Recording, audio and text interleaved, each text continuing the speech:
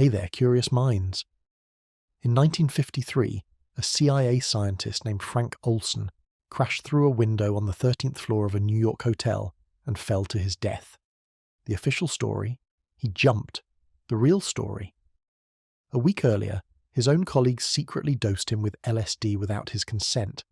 And that is not even the darkest part. That is just the opening scene. Because today we're talking about MKUltra, the real government program where the United States of America decided the best way to fight communism was to drug, torture, and mentally destroy its own citizens. And yes, your tax dollars paid for it. You are welcome. Here is what makes this terrifying. The people who ran this were not cartoon villains. They were bureaucrats with pension plans who filed expense reports for LSD purchases. Somewhere in a CIA building, a guy in a short-sleeved shirt filled out a form that basically said, "Hey accounting, I need more acid, thanks, see you at the company picnic Saturday." This was not a rogue operation.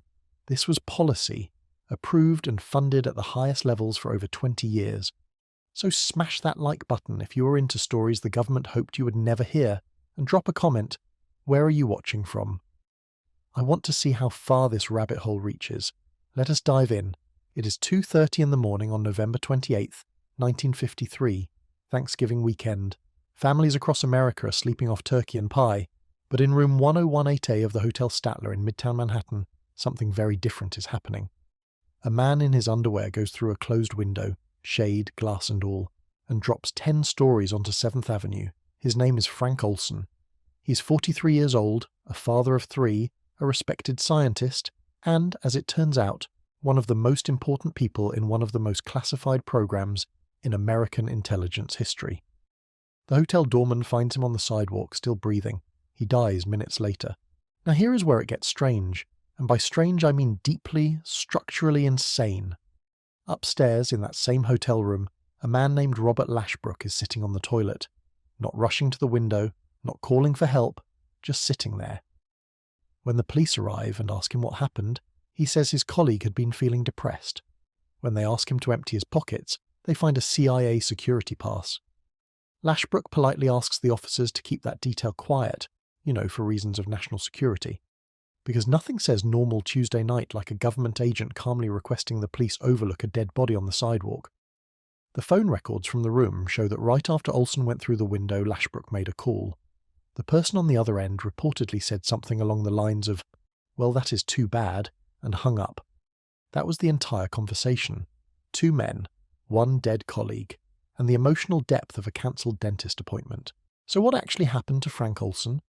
The official story would take 22 years to even begin unravelling. In 1975, a government report called the Rockefeller Commission quietly mentioned, buried on page 37 naturally, because why would you put something important up front, that an unnamed army scientist had been given LSD without his knowledge, and later died? No name, no details, just a passing mention, like a footnote in a textbook nobody was supposed to read. It took the Olson family, reading between the lines of this report, to figure out that the unnamed scientist was their father and husband. 22 years of being told he had a nervous breakdown and jumped. 22 years of a lie so clean it could have been filed under bureaucratic excellence. When the story finally broke, President Gerald Ford personally apologized to the Olson family. The CIA director at the time, William Colby, showed up with condolences. The government offered a settlement of $750,000, which adjusted for inflation is roughly $3.8 million today, or approximately the cost of pretending your agency did not kill a man and then lying about it for 2 decades. The family accepted. But the story did not end there. In 1994, Frank Olson's son Eric had his father's body exhumed. A forensic pathologist found something the original 1953 report had conveniently left out. A cranial injury consistent with a blow to the head, a wound that had nothing to do with falling through a window. The New York District Attorney changed the official classification of Olson's death from suicide to unknown. Not murder, not accident, just unknown. Which, if you think about it, is the government's way of saying we know something happened, but we would really prefer not to talk about it. Here is the thing about Frank Olson. He was not some random guy who stumbled into a classified program. He was deep inside it. He worked at Fort Detrick, the Army's biological weapons laboratory in Maryland. He had top secret clearance. He had witnessed interrogations overseas where people were, in the clinical language of declassified memos, interrogated to death using experimental combinations of drugs, hypnosis, and physical coercion. His own son later recalled that Frank would come home from work visibly shaken after seeing piles of dead laboratory animals, monkeys mostly, that had been used in testing. By the time Olson stepped down as acting chief of the Special Operations Division in early 1953, he was already struggling. The work was eating him alive. But he did not leave the program. He could not. That is not how classified programs work. You do not just hand in your resignation and walk away from a project that does not officially exist. 9 days before his death, Olson was at a retreat with colleagues, CIA and Army scientists, at a cabin on Deep Creek Lake in western Maryland. It was supposed to be a casual getaway, a chance for the guys to talk shop and relax. Except on the second evening after dinner, a man named Sidney Gottlieb, and we will come back to him in great detail later, believe me, spiked a bottle of Cointreau with LSD and served it to the group. 20 minutes later, when some of the men started noticing that reality was behaving oddly, Gottlieb told them what he had done. Unsurprisingly, not everyone took this well. The one man who did not drink alcohol was spared. The one man with a heart condition was also excluded. Everyone else got dosed. It was like a team-building exercise designed by someone who had read exactly 0 books on human resources. Olson's reaction was severe. Over the following days, he became anxious, paranoid, and confused. He told people he felt like someone was out to get him, though he could not explain why. His supervisors did not take him to a hospital. They did not call a psychiatrist. Instead, they flew him to New York to see a man named Harold Abramson. Not a psychiatrist, by the way, but an allergist. An allergist who happened to have a CIA contract and experience with LSD. Because when your colleague is spiraling into a drug-induced psychological crisis, clearly the right move is to consult someone who specializes in hay fever. On a scale of appropriate medical responses, this ranks somewhere between thoughts and prayers and asking a veterinarian to perform heart surgery. And then, 9 days after being secretly drugged by his own colleagues, Frank Olson went through that window. Now, I want you to hold on to this story for a moment. Not because of the conspiracy theories, though they are plentiful and, frankly, some of them are disturbingly well supported. Hold on to it because Frank Olson is not the point of this story. He is the opening scene, the trailer if you will. Because what killed Frank Olson, whether it was a fall, a push, or the catastrophic psychological fallout of being dosed with a powerful hallucinogen by people he trusted, was the same thing that destroyed hundreds of other lives over the next 2 decades.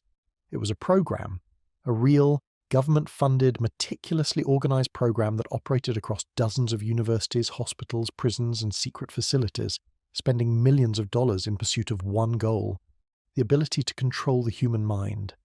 That program was called MK Ultra, and what makes MK Ultra truly terrifying is not the drugs or the torture or the shattered lives, though all of those are horrifying. What makes it terrifying is the question at the center of it all.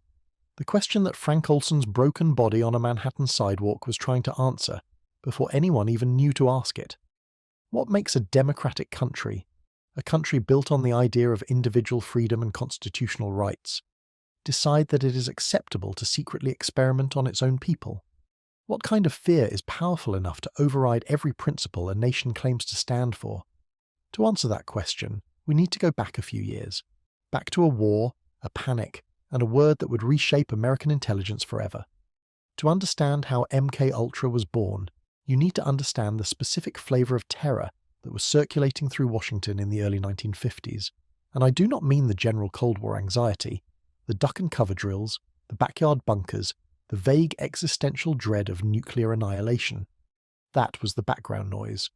What I'm talking about is something much more targeted, much more personal, and, as it turned out, much more dangerous. I am talking about the fear that your enemy had figured out how to hack the human brain. It started with something genuinely alarming. During the Korean War, American prisoners of war began doing things that, to the folks back home, made absolutely no sense. Captured soldiers, good American boys as the press liked to call them, were appearing on communist radio broadcasts denouncing the United States. They were signing petitions calling for an end to the war. Some were making detailed public confessions to war crimes that the US government categorically denied had ever taken place. In 1952, Colonel Frank Schwabel, the highest-ranking American officer to be captured during the conflict, confessed on camera to participating in biological warfare against North Korea. He described, in meticulous detail, bombing missions that dropped anthrax and plague on civilian populations. The confessions were so specific, so calmly delivered that they looked voluntary. There was no visible coercion, no guns pointed at anyone's head, just American military officers calmly and methodically accusing their own country of atrocities. And then came the number that really sent Washington into a tailspin. When the armistice was finally signed in 1953, 21 American soldiers refused to come home. They chose, or at least appeared to choose, to stay behind in communist China. 21 men looked at the United States of America, land of baseball and apple pie and brand new Chevrolets, and said no thanks, we are good here. For the American public, this was not just embarrassing, it was existentially threatening. If communism could make an American soldier voluntarily reject everything he had been raised to believe in, then what exactly was America fighting for? Now, here is where the panic engine really started revving. The American public needed an explanation for why their soldiers were behaving this way, and the actual answer, that these men had been subjected to prolonged torture, sleep deprivation, starvation, isolation, and relentless psychological pressure, was apparently not dramatic enough. Because that would just mean the enemy was doing what enemies have always done, which is hurt people until they say whatever you want them to say. That is not a superweapon. That is Tuesday in any conflict since the beginning of recorded warfare. But the American imagination needed something bigger, something scarier, something that justified the billions of dollars being poured into the national security apparatus. And so, a new word entered the English language: brainwashing. The term was introduced to the American public in September 1950 by a journalist named Edward Hunter, who published an article with the very subtle headline, "Brainwashing Tactics Force Chinese into Ranks of Communist Party." Hunter described a mysterious process, rooted in ancient Chinese techniques, that could completely reprogram a human being, erasing their personality and replacing it with whatever the controller wanted. He painted it as something almost supernatural, a blend of science and sorcery, like a witch doctor with a PhD. The whole thing read like the opening chapter of a pulp sci-fi novel, which, given the era, was probably the point. What most people did not know at the time, and what would only come to light decades later, was that Edward Hunter was not just a journalist. He was a CIA operative working under journalistic cover. He had spent years in the Office of Strategic Services, the wartime predecessor to the CIA, as a propaganda specialist. The very word brainwashing, the concept that would terrify an entire generation of Americans and launch one of the most disturbing government programs in history, was, at least in part, a product of American intelligence propaganda. Let that sink in. The CIA essentially helped create the fear that it then used to justify its own secret experiments. That is not just irony, that is a business model. But Hunter's articles were just the kindling. The real fire started when the concept hit the mainstream. Newspapers ran breathless stories about the zombie soldiers coming back from Korea. Magazines published lurid accounts of mysterious communist mind control techniques. Hollywood, never one to let a good panic go to waste, jumped in with both feet. Films like The Rack and The Bamboo Prison depicted American prisoners being psychologically dismantled by sinister communist interrogators, and in 1962 the fear reached its cultural peak with The Manchurian Candidate, a film in which a captured American soldier is programmed to become an unwitting assassin, a human weapon triggered by a simple playing card. The movie was fiction, obviously, but it captured something very real about the American mood, the idea that your own mind could be turned against you, that you could be reprogrammed without even knowing it, was the perfect nightmare for a society that prized individual freedom above all else. And this is the critical part, the part that explains everything that came next. The fear of brainwashing was not really about what the communists were actually doing. It was about what Americans were afraid they might be doing. When the returning POWs were actually studied by psychiatrists and psychologists, the findings were remarkably unsexy. The soldiers had not been subjected to some mysterious mind control technology. They had been tortured, old-fashioned, brutal, entirely unsupernatural torture, sleep deprivation, starvation, beatings, isolation, repeated exposure to propaganda. The ones who signed confessions or made broadcasts did so because they were in agony and wanted it to stop. The 21 who stayed in China had complex personal reasons. Some were African American soldiers who felt they faced less discrimination in China than at home, which tells you something about 1950s America that the brainwashing narrative conveniently ignored. But none of that mattered. The genie was out of the bottle. The word brainwashing had captured the public imagination, and more importantly, it had captured the imagination of the people running American intelligence. If the communists had a mind control weapon, or even if they were close to developing one, then the United States needed one too. Not having one would be like not having the atomic bomb. It would be a gap, a vulnerability, an unacceptable strategic disadvantage. And in the Cold War, gaps were not tolerated. You may remember the missile gap, the bomber gap, the space gap. Well, now there was a brainwashing gap, and somebody was going to close it. On April 10th, 1953, just a few months before Frank Olson would go through that hotel window, CIA Director Allen Dulles stood before a group of Princeton University alumni at a conference in Hot Springs, Virginia, and delivered a speech that would change the course of American intelligence. The setting was almost comically genteel, a resort in the Allegheny Mountains, old college buddies sipping drinks. Thomas Jefferson once vacationed there.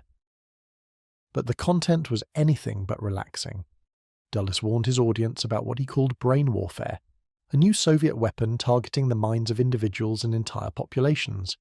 He described the techniques as abhorrent and nefarious. He pointed to the returning POWs from Korea, who were, in his words, shells of the men they once were. He conceded that the West was, and I am paraphrasing here, somewhat behind in the brain warfare department. Now, I need to pause here and appreciate the truly magnificent hypocrisy of this moment. Because even as Allen Dulles was standing at that podium, warning about the horrors of communist mind control, CIA officials acting on his orders had already begun recruiting scientists and identifying test subjects for their own mind control program. 3 days after this speech, 3 days, Dulles formally authorized MK-Ultra. He gave the green light to a program that would involve over 149 subprojects, span more than 80 institutions, and operate in the shadows for over a decade. A program that would do to American citizens the very things Dulles had just called abhorrent when done by the Soviets. It is the geopolitical equivalent of giving a passionate speech about the evils of stealing, while your buddy is in the parking lot breaking into cars with your keys. The memo that launched MK-Ultra was clinical in its language, as classified documents tend to be. It called for developing capabilities in the covert use of biological and chemical materials. It authorized research into substances that could produce amnesia, shock, confusion, and compliance. It listed goals that included finding compounds that could simulate heart attacks, create temporary psychotic states, and make people susceptible to outside control. Reading the original documents today is like reading the shopping list of a Bond villain, except this villain had a government budget and a pension plan. And this is the engine that powered the whole machine. Not evidence, not intelligence, not any concrete proof that the Soviets or the Chinese had actually developed mind control technology. Just fear. Irrational, self-reinforcing, politically useful fear. The CIA did not launch MK-Ultra because it had confirmed that the communists could reprogram human beings. It launched MK-Ultra because it was terrified that they might be able to, and because in the logic of Cold War intelligence, the possibility of a threat was indistinguishable from the threat itself. You did not wait for proof. You did not commission a study. You built your own version first and asked questions later. Or more accurately, you built your own version and then made sure nobody could ever ask questions at all. The paranoia was self-sustaining.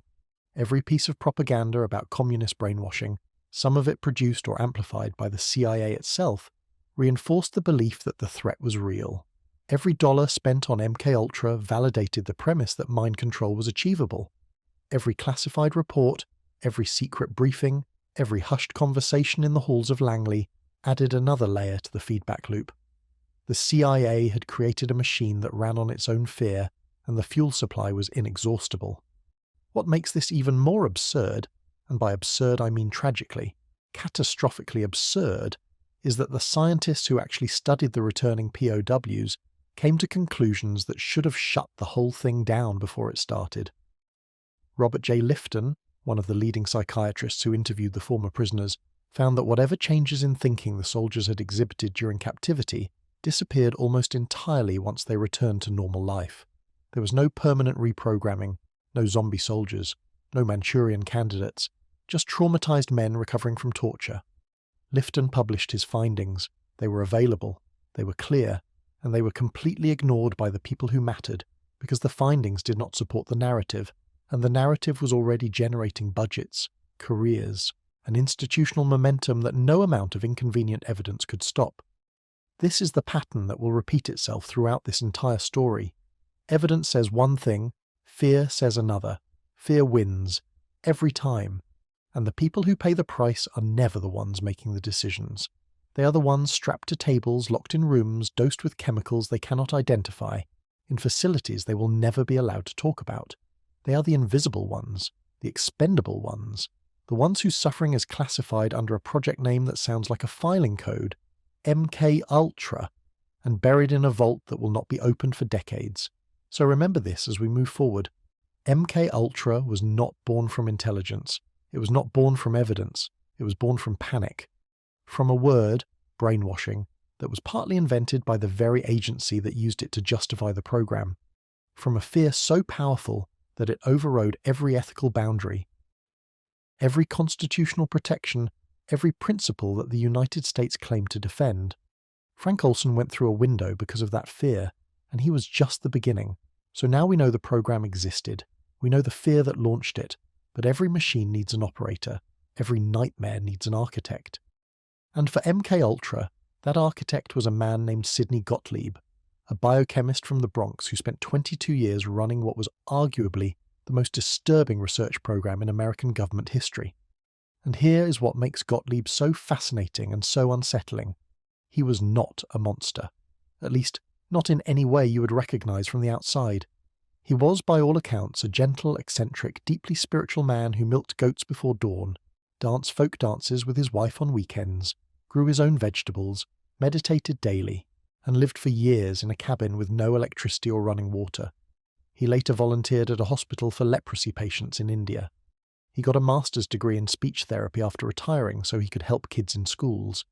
If you met him at a farmer's market, you would think he was the nicest guy in the county, and you would never, not in a million years, guess that this was the man the CIA called its poisoner-in-chief. Gottlieb was born on August 3, 1918, the youngest of 4 children in a family of Hungarian Jewish immigrants. His father, Louis, ran a garment shop in the Bronx.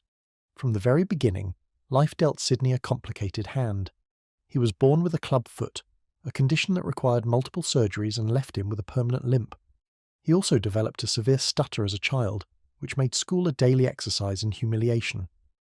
Kids being kids, which is to say kids being occasionally terrible, he was teased relentlessly. But instead of retreating, Gottlieb channeled everything into academics. He graduated from James Monroe High School in 1936, a school whose entrance, in a twist of irony so perfect it almost seemed scripted, was inscribed with a quote from William Pitt, "Where law ends, tyranny begins." If the universe has a sense of humour, it was working overtime that day. He enrolled at City College of New York, which at the time was free and known informally as the Harvard of the working class. He excelled in math, physics, and chemistry. He also signed up for 2 courses that might seem unusual for a future spy master: public speaking and folk dancing. Both were attempts to overcome his physical limitations. The stutter made speaking painful. The clubfoot made dancing difficult. He pursued both anyway. There is something almost admirable about that, if you can separate it from everything that came after, which unfortunately you cannot. After transferring to study agricultural biology, because apparently even future CIA masterminds go through a phase where they think they might want to be farmers, Gottlieb ended up at the California Institute of Technology, where he earned his doctorate in biochemistry in 1943. He tried to enlist in the military during World War II, but his clubfoot got him rejected. This, by multiple accounts, devastated him. He was a patriot. He wanted to serve, and being told he could not lift a wound that would quietly shape the rest of his career. Because when the CIA came calling years later, offering him a chance to serve his country in ways that no recruiter would ever put on a poster, Gottlieb said yes without hesitation. The man who could not go to war would bring the war into the laboratory instead. Before joining the CIA, Gottlieb worked a string of unglamorous government jobs: the Department of Agriculture, the Food and Drug Administration, a research post at the University of Maryland studying how fungi grow. Riveting stuff. Meanwhile, He and his wife Margaret, the daughter of a Presbyterian missionary whom he had met at Caltech, were living what can only be described as an aggressively rustic lifestyle. By 1948, they had 2 daughters, a cabin in the woods near Vienna, Virginia, with no running water, no electricity, and an outhouse. They raised goats. They made their own food. If Instagram had existed in 1948, Gottlieb would have been the original homesteading influencer, posting sunrise photos with captions about gratitude and raw milk. Instead, he was quietly bored out of his mind with government research and looking for something bigger. That something bigger arrived on July 13, 1951, when Gottlieb walked through the doors of CIA headquarters for the first time. He was hired on the recommendation of Ira Baldwin, a University of Wisconsin professor who had previously founded the military's biological weapons program at Fort Detrick. Baldwin knew Gottlieb was brilliant, ambitious, and had advanced knowledge of poisons and biochemistry. More importantly, Baldwin knew Gottlieb was the kind of man who would not ask too many questions about the ethical boundaries of his work, or if he did ask, he would find a way to answer them himself and keep going. Gottlieb's rise inside the agency was fast.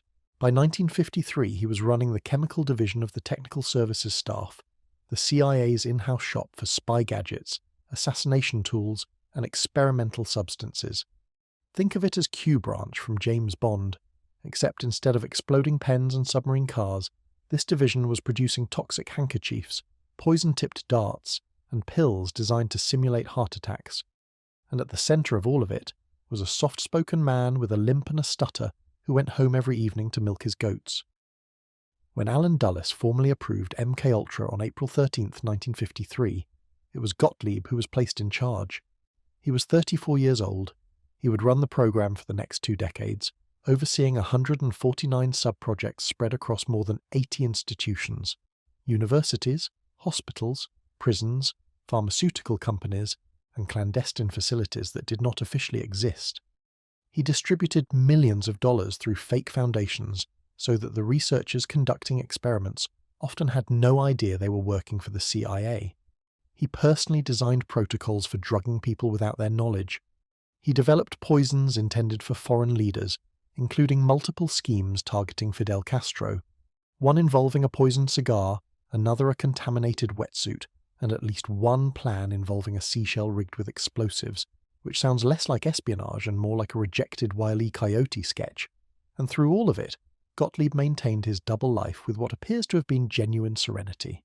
He woke before dawn, he milked the goats, he drove to work at Langley, he authorized experiments that would destroy human minds, he drove home, he danced with his wife, he played with his 4 children, 2 daughters and 2 sons who, by all accounts, had a perfectly normal childhood. His neighbours thought he worked a boring desk job. His colleagues at the CIA described him as modest, unassuming, and personally kind. Stephen Kinzer, the journalist who wrote the definitive biography of Gottlieb, described searching for the most powerful unknown American of the 20th century, and finding a man so invisible that even a retired CIA director told Kinzer he had never heard of him. This is the paradox that sits at the heart of this story and refuses to go away. How does a man who volunteers at leprosy hospitals and helps stuttering children also oversee a network of secret facilities where people are drugged, electrocuted, psychologically shattered, and in some cases, killed? The easy answer is that Gottlieb was a sociopath who hid behind a mask of gentleness. But the evidence does not really support that. People who knew him, genuinely knew him, consistently described him as thoughtful, conflicted, and deeply moral in his personal life. The harder answer, and probably the more accurate one, is that Gottlieb is a case study in what happens when patriotism, institutional loyalty, and Cold War ideology combine to override the parts of a person that would normally say no, this is wrong. He believed, apparently sincerely, that the Soviet threat was existential. He believed that MKUltra was necessary to protect America, and he operated within a system that was specifically designed to insulate people like him from the consequences of their decisions. A system where the suffering happened in classified rooms, behind locked doors, in facilities whose names were code words, to people whose identities were redacted. When Gottlieb finally retired in 1973, he told colleagues he did not believe his work had been effective. He had spent 2 decades trying to crack the code of the human mind, and concluded that it could not be done. at least not with the tools he had. You could break a mind. Certainly, you could shatter a person into pieces, but you could not reassemble those pieces into something you controlled. The mind, it turned out, was not a lock that could be picked. It was more like a window. You could smash it, but you could not put it back together. He spent his remaining years travelling with Margaret through India, Australia, and Africa. He volunteered, he raised more goats, he made cheese, he earned his speech therapy degree and worked with schoolchildren. He died in 1999 at the age of 80, having never faced criminal charges, never been convicted of anything, never publicly expressed remorse for the lives destroyed under his supervision. His wife declined to disclose his cause of death. The man who had spent his career in shadows left the world the same way, quietly, privately, and without explanation. Now that you have met the architect, let us talk about his tools, because MKUltra was at its core a drug program. Yes, it also involved hypnosis, sensory deprivation, electroshock, isolation, and methods of psychological manipulation that would make a cult leader take notes. But the beating heart of the operation, the thing that Gottlieb and his team were most obsessed with, was the search for a chemical key that could unlock the human mind, a substance that could make a person confess everything they knew, forget everything they had seen, or obey commands from someone they had never met. The CIA called it a truth serum. What they actually found was something far less useful and far more destructive. The obsession with drug-based mind control did not start with MKUltra. It did not even start with the CIA. During World War II, the Office of Strategic Services, the CIA's predecessor, had already been experimenting with substances that might produce what they delicately called uninhibited truthfulness during interrogations. They tried marijuana extract. They tried mescaline. They tried various barbiturates. The results were, to put it generously, inconsistent. Sometimes the subjects talked. Sometimes they fell asleep. Sometimes they became violently ill. Nobody found anything resembling a reliable truth serum, but nobody gave up looking either. Because in the world of intelligence, the idea of a drug that makes people tell the truth is basically the holy grail. Except the knights searching for it were less interested in spiritual enlightenment and more interested in making Soviet agents spill their secrets. Before MKUltra was even formally established, the CIA had already run 2 predecessor programs with equally bizarre code names, Project Bluebird and Project Artichoke. Bluebird launched in 1950 with the explicit goal of using drugs, hypnosis, and polygraphs to improve interrogation techniques. The early experiments took place in Japan, where suspected double agents were given cocktails of sodium amytal, benzodrine, and picrotoxin, a combination that sounds less like a medical protocol and more like something you would find scrawled on a napkin at a very questionable bar. Naturally, the records from these early tests were destroyed, so we have no idea what actually happened to those subjects. But the research team reported success, which, in the absence of any verifiable data, is a bit like a student claiming they aced a test that nobody else was allowed to grade. When Bluebird evolved into Artichoke in 1951, the experiments expanded. Now the CIA was testing barbiturates, particularly a sedative called Nembutal, along with scopolamine, a deliriant that induces memory loss and confusion. The logic, if you can call it that, was layered. First, you would sedate the subject into a twilight state. Then you would ask them questions while their defences were down. Then, ideally, you would use another substance to erase their memory of the interrogation entirely. It was the intelligence community's version of a factory assembly line. Drug them, question them, wipe them clean, send them back. The problem was that none of these substances worked reliably. Barbiturates put people to sleep. Scopolamine made them incoherent. And the combination of the two sometimes produced violent reactions that made any useful intelligence gathering impossible.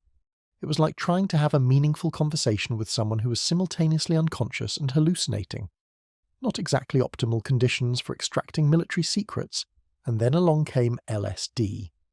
Lysergic acid diethylamide had been synthesized in 1938 by a Swiss chemist named Albert Hofmann at Sandoz Laboratories in Basel. Hofmann was researching compounds that might improve circulation and respiration. Normal pharmaceutical work, nothing sinister. It was not until 1943 that he accidentally absorbed a small amount through his skin and experienced what he later described as an extraordinary disturbance of perception. Colours intensified, shapes shifted. The ordinary world became extraordinary. Hoffman had discovered the most powerful psychoactive substance known to science, measured in millionths of a gram, capable of producing effects lasting up to 12 hours from a dose smaller than a grain of sand, and within a decade the CIA would be buying it by the barrel. The agency's interest in LSD began in the late 1940s, when intelligence reports indicated that the Soviet Union was stockpiling the drug and might be attempting to purchase the entire global supply from Sandoz. Whether those reports were accurate or wildly exaggerated is still debated, but the effect on the CIA was immediate and visceral. One agency officer later testified that the CIA was, and I wish I were making this up, literally terrified of the Soviets' LSD program, terrified of acid, the same substance that, a decade later, college students would be dropping at concerts and claiming it helped them understand the meaning of existence. But in 1953, the CIA saw LSD as a potential weapon of apocalyptic proportions, a chemical that could disorient entire populations, neutralize world leaders, or turn enemy agents into obedient puppets. The gap between what LSD actually does and what the CIA believed it could do is roughly the size of the Grand Canyon, but that gap did not stop Gottlieb from spending $240,000, a massive sum in 1953 money, to purchase what was essentially the world's entire available supply. Once the CIA had cornered the LSD market, because nothing says free market capitalism like a government agency buying up all the drugs, Gottlieb set about distributing it to hospitals, universities, clinics, and research institutions across the country, funneling the money through fake foundations so that many of the scientists conducting the experiments had no idea they were working for American intelligence. The research was supposed to answer a set of very specific questions. Could LSD be used as a truth serum? Could it erase memories? Could it make a person susceptible to suggestion or control? Could it be weaponized, delivered through aerosol sprays, water supplies, or food, to incapacitate enemy troops or destabilize entire cities?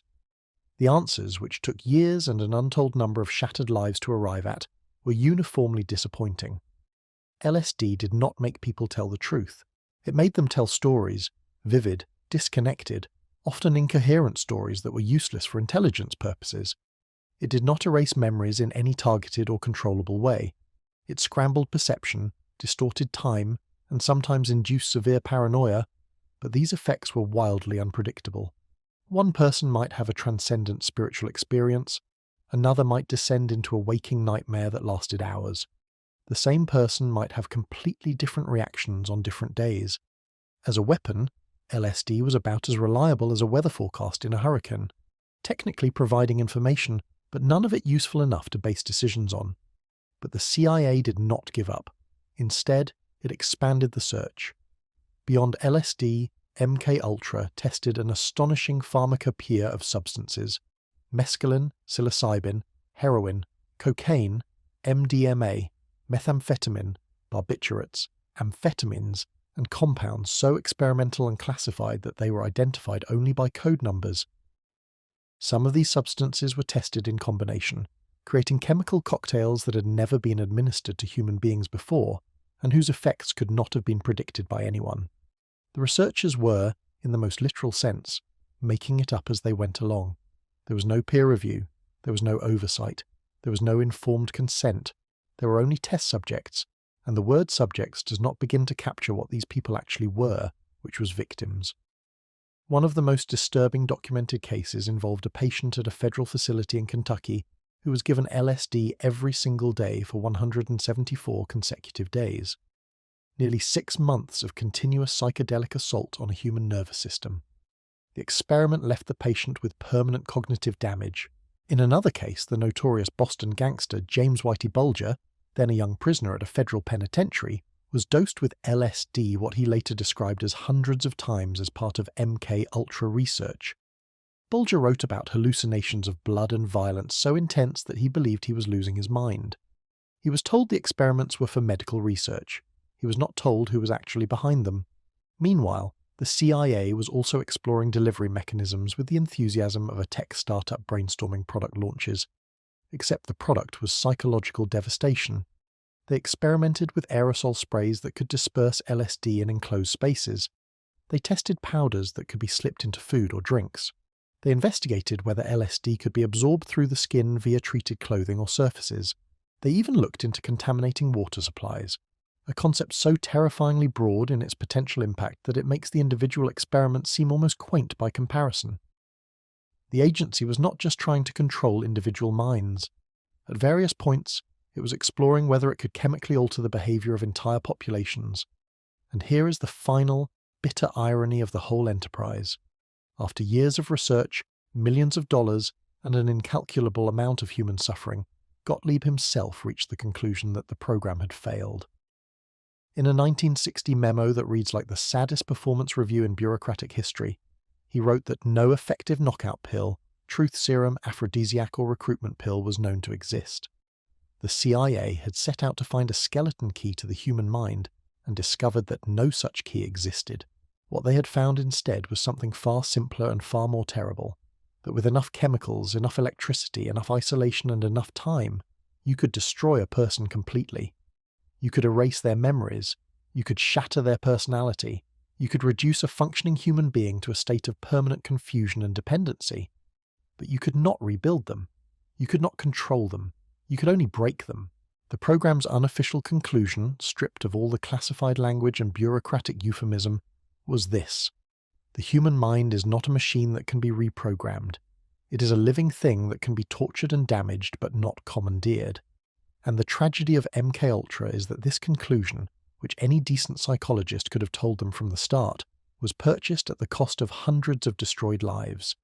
The CIA went looking for a superweapon and found only suffering. They searched for control and discovered only chaos. And when they were done, they burned the files, shook hands, and went home to their families, leaving behind a trail of broken minds, shattered families, and questions that would take decades to even begin asking. All right.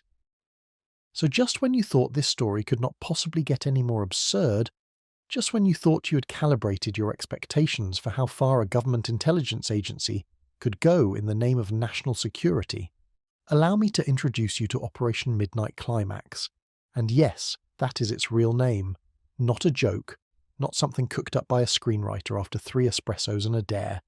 That is the actual, official, CIA-approved code name for a sub-project of MKUltra in which the United States government ran a network of secret brothels, hired prostitutes with taxpayer money, drugged random civilians with LSD, and watched the whole thing through two-way mirrors while drinking martinis. If you ever needed proof that reality is stranger than fiction, this is it. Hollywood would reject this script for being too implausible. The CIA approved it with a budget. Operation Midnight Climax was launched in 1954, and it was the brainchild of the man we have already met, Sidney Gottlieb. By this point, Gottlieb had been running MKUltra for about a year, and was growing frustrated with the limitations of laboratory-based experiments.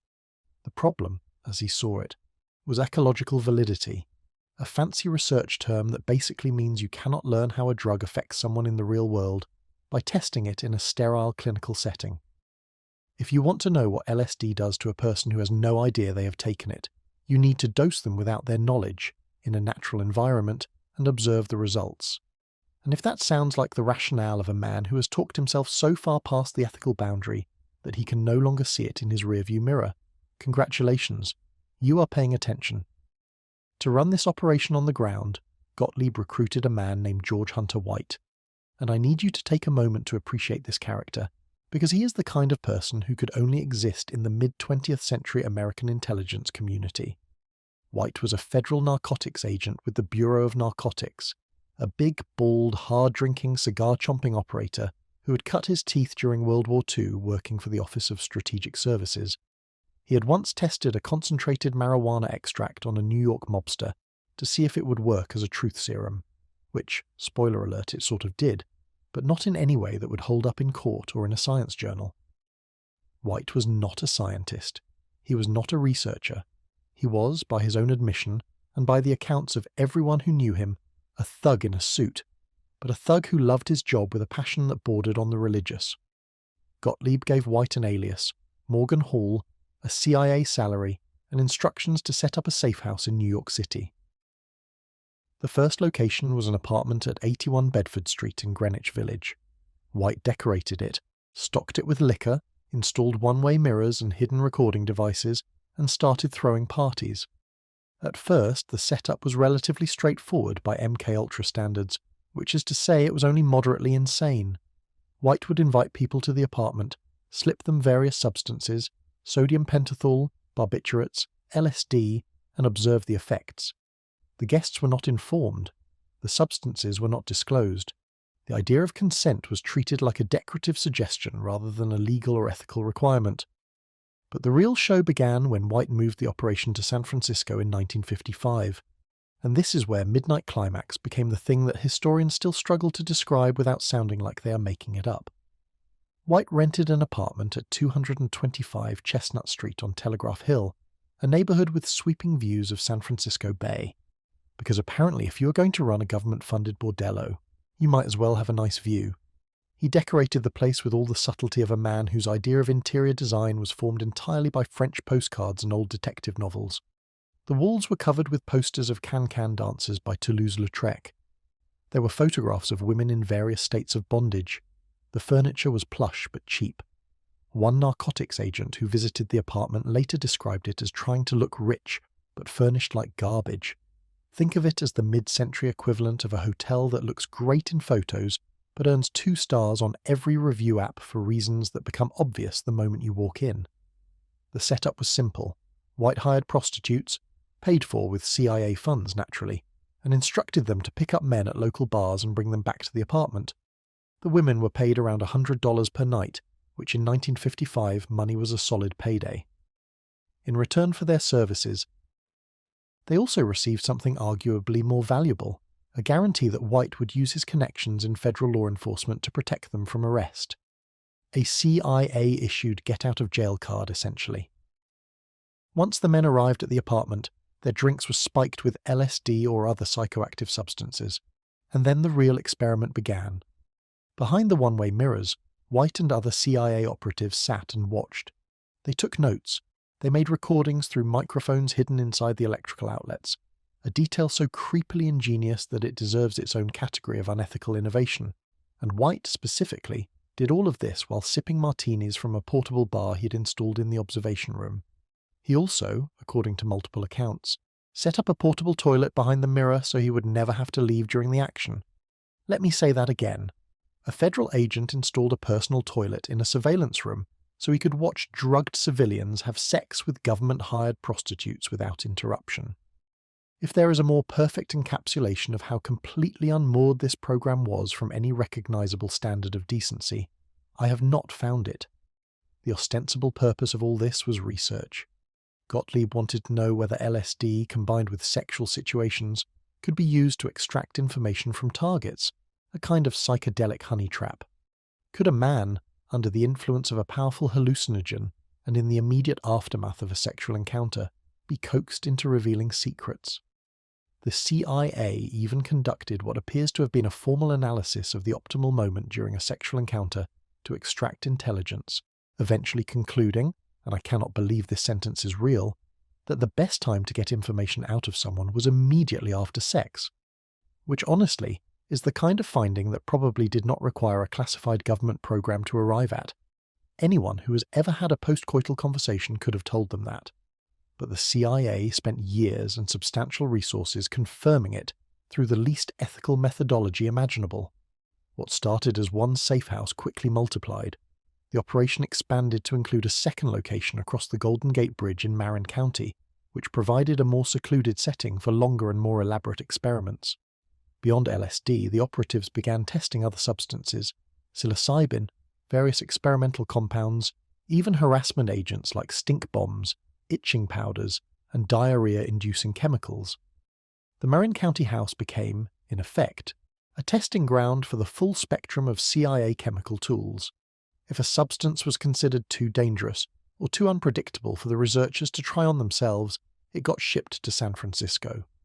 One CIA source later admitted with remarkable candor that if they were too scared of a drug to test it on themselves, they sent it to White, which tells you everything you need to know about the value the agency placed on the lives of the people walking through those doors. And who were those people? This is the part of the story that never gets enough attention, because the answer is deeply unsettling in its ordinariness. The men who ended up in those safe houses were not spies. They were not enemy agents. They were not national security threats.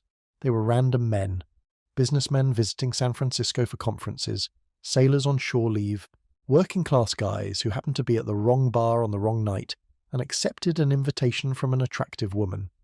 White and his team deliberately targeted men from lower economic backgrounds, men who, if they later tried to tell someone that they had been drugged by the government in a secret apartment, would not be believed. Men whose word would carry no weight against the institutional credibility of a federal agency. Men who were, in the cold calculus of intelligence work, expendable. Most of these men never knew what had happened to them. They walked into an apartment, had drinks that tasted slightly off, and then experienced hours of psychological chaos, paranoia, hallucinations, distorted perception, terror, with no understanding of why. Some became violent, some became catatonic, some committed crimes while under the influence. In at least one documented case, a man attempted an armed robbery while unknowingly dosed with LSD, and later lost his career as a result. He was punished by the legal system for actions he had no control over, committed under the influence of a drug secretly administered to him by his own government. He was never told. No admission was ever made. The CIA simply let the consequences fall where they may, and moved on to the next subject. The operation ran for roughly a decade, from 1954 to the mid-1960s. During that time, White became increasingly consumed by the work, or perhaps more accurately, by the voyeuristic thrill of it. Whatever thin scientific pretense had originally justified the operation gradually gave way to something that looked a lot more like personal entertainment. White was not studying the effects of LSD. He was watching people suffer for fun, and he knew it. In a letter he wrote to Gottlieb after retiring, White summed up his career with a level of self-awareness that is somehow both refreshing and horrifying. He wrote that he had toiled wholeheartedly in the vineyards because it was fun, fun, fun. He asked rhetorically where else a red-blooded American boy could lie, kill, cheat, steal, and deceive with the full blessing of the highest authorities. That letter, which was later discovered and made public, remains one of the most chilling documents in the entire MKUltra archive, not because it reveals new information, but because it reveals the attitude of the people running the program. This was not solemn, reluctant, we do what we must patriotism. This was glee. The beginning of the end for Midnight Climax came in 1963, when CIA Inspector General John Ehrman conducted a review of MKUltra and strongly recommended shutting down the safe houses. Ehrman had seen enough to know that the operation was a legal and ethical catastrophe waiting to explode. The San Francisco safe house was closed in 1965.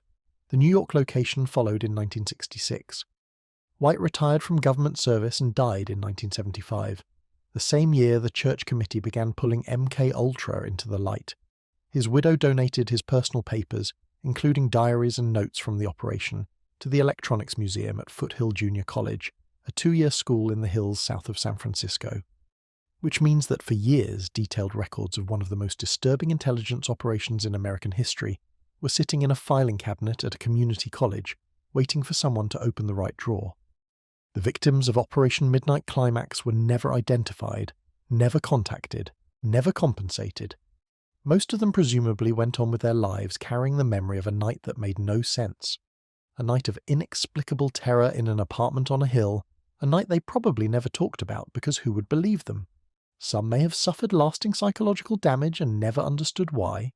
Some may have developed anxiety disorders, paranoia, or substance abuse problems, and spent years in therapy trying to unpack an experience that had been deliberately inflicted on them by their own government. We will never know because no records were kept of the subjects. They were not names in a file. They were not patients in a study. They were bodies in a room, observed through glass, and then released back into the world like lab animals returned to the wild, unchanged on paper, but fundamentally altered in ways that nobody bothered to measure or care about. That is the legacy of Operation Midnight Climax. Not a scientific breakthrough, not an intelligence victory, not a single piece of actionable information that justified even one night of the program's existence. Just a decade of government-funded voyeurism, drugging and psychological assault visited upon people whose only mistake was accepting a drink from a stranger in a San Francisco bar. The CIA went looking for a weapon and found nothing, but the damage they did along the way was very, very real, and the men who ran it, the ones who sat behind the mirrors with their martinis and their portable toilets, never faced a single consequence. They retired, they collected their pensions, they died in their beds, and the people whose minds they broke never even got an apology. So far in this story, we have talked about CIA agents, narcotics operatives, and a chemist who milked goats before dawn. But now we are going to meet someone different, someone who, on paper, should have been the good guy. A doctor. Not just any doctor either, one of the most respected psychiatrists on the planet. A man who served as president of the American Psychiatric Association, the Canadian Psychiatric Association, and the World Psychiatric Association, simultaneously holding more professional titles than most people have email accounts. A man whose colleagues considered him a visionary, and whose patients trusted him with their most vulnerable moments. His name was Donald Ewan Cameron, and what he did to the people who came to him for help remains one of the most disturbing chapters, not just in MK Ultra, but in the entire history of modern medicine. Cameron was born in Scotland in 1901, the son of a Presbyterian minister. He studied at the University of Glasgow, trained in psychiatry across multiple countries, and built a career so distinguished that by the early 1940s he was being recruited by the most prestigious medical institutions in North America. In 1943, the legendary neurosurgeon Wilder Penfield invited Cameron to Montreal to establish a psychiatric research facility at McGill University. With funding from the Rockefeller Foundation and a donated mansion on the slopes of Mount Royal, a grand old estate called Ravenscrag that had once belonged to a shipping magnate, Cameron founded the Allen Memorial Institute. From the outside, it looked like the future of mental health care, an open-door hospital where patients could come and go freely, the first of its kind in Canada. A day treatment program that let people return to their families in the evening. Innovations that were considered revolutionary and humane. Cameron was not hiding in some underground bunker conducting sinister experiments.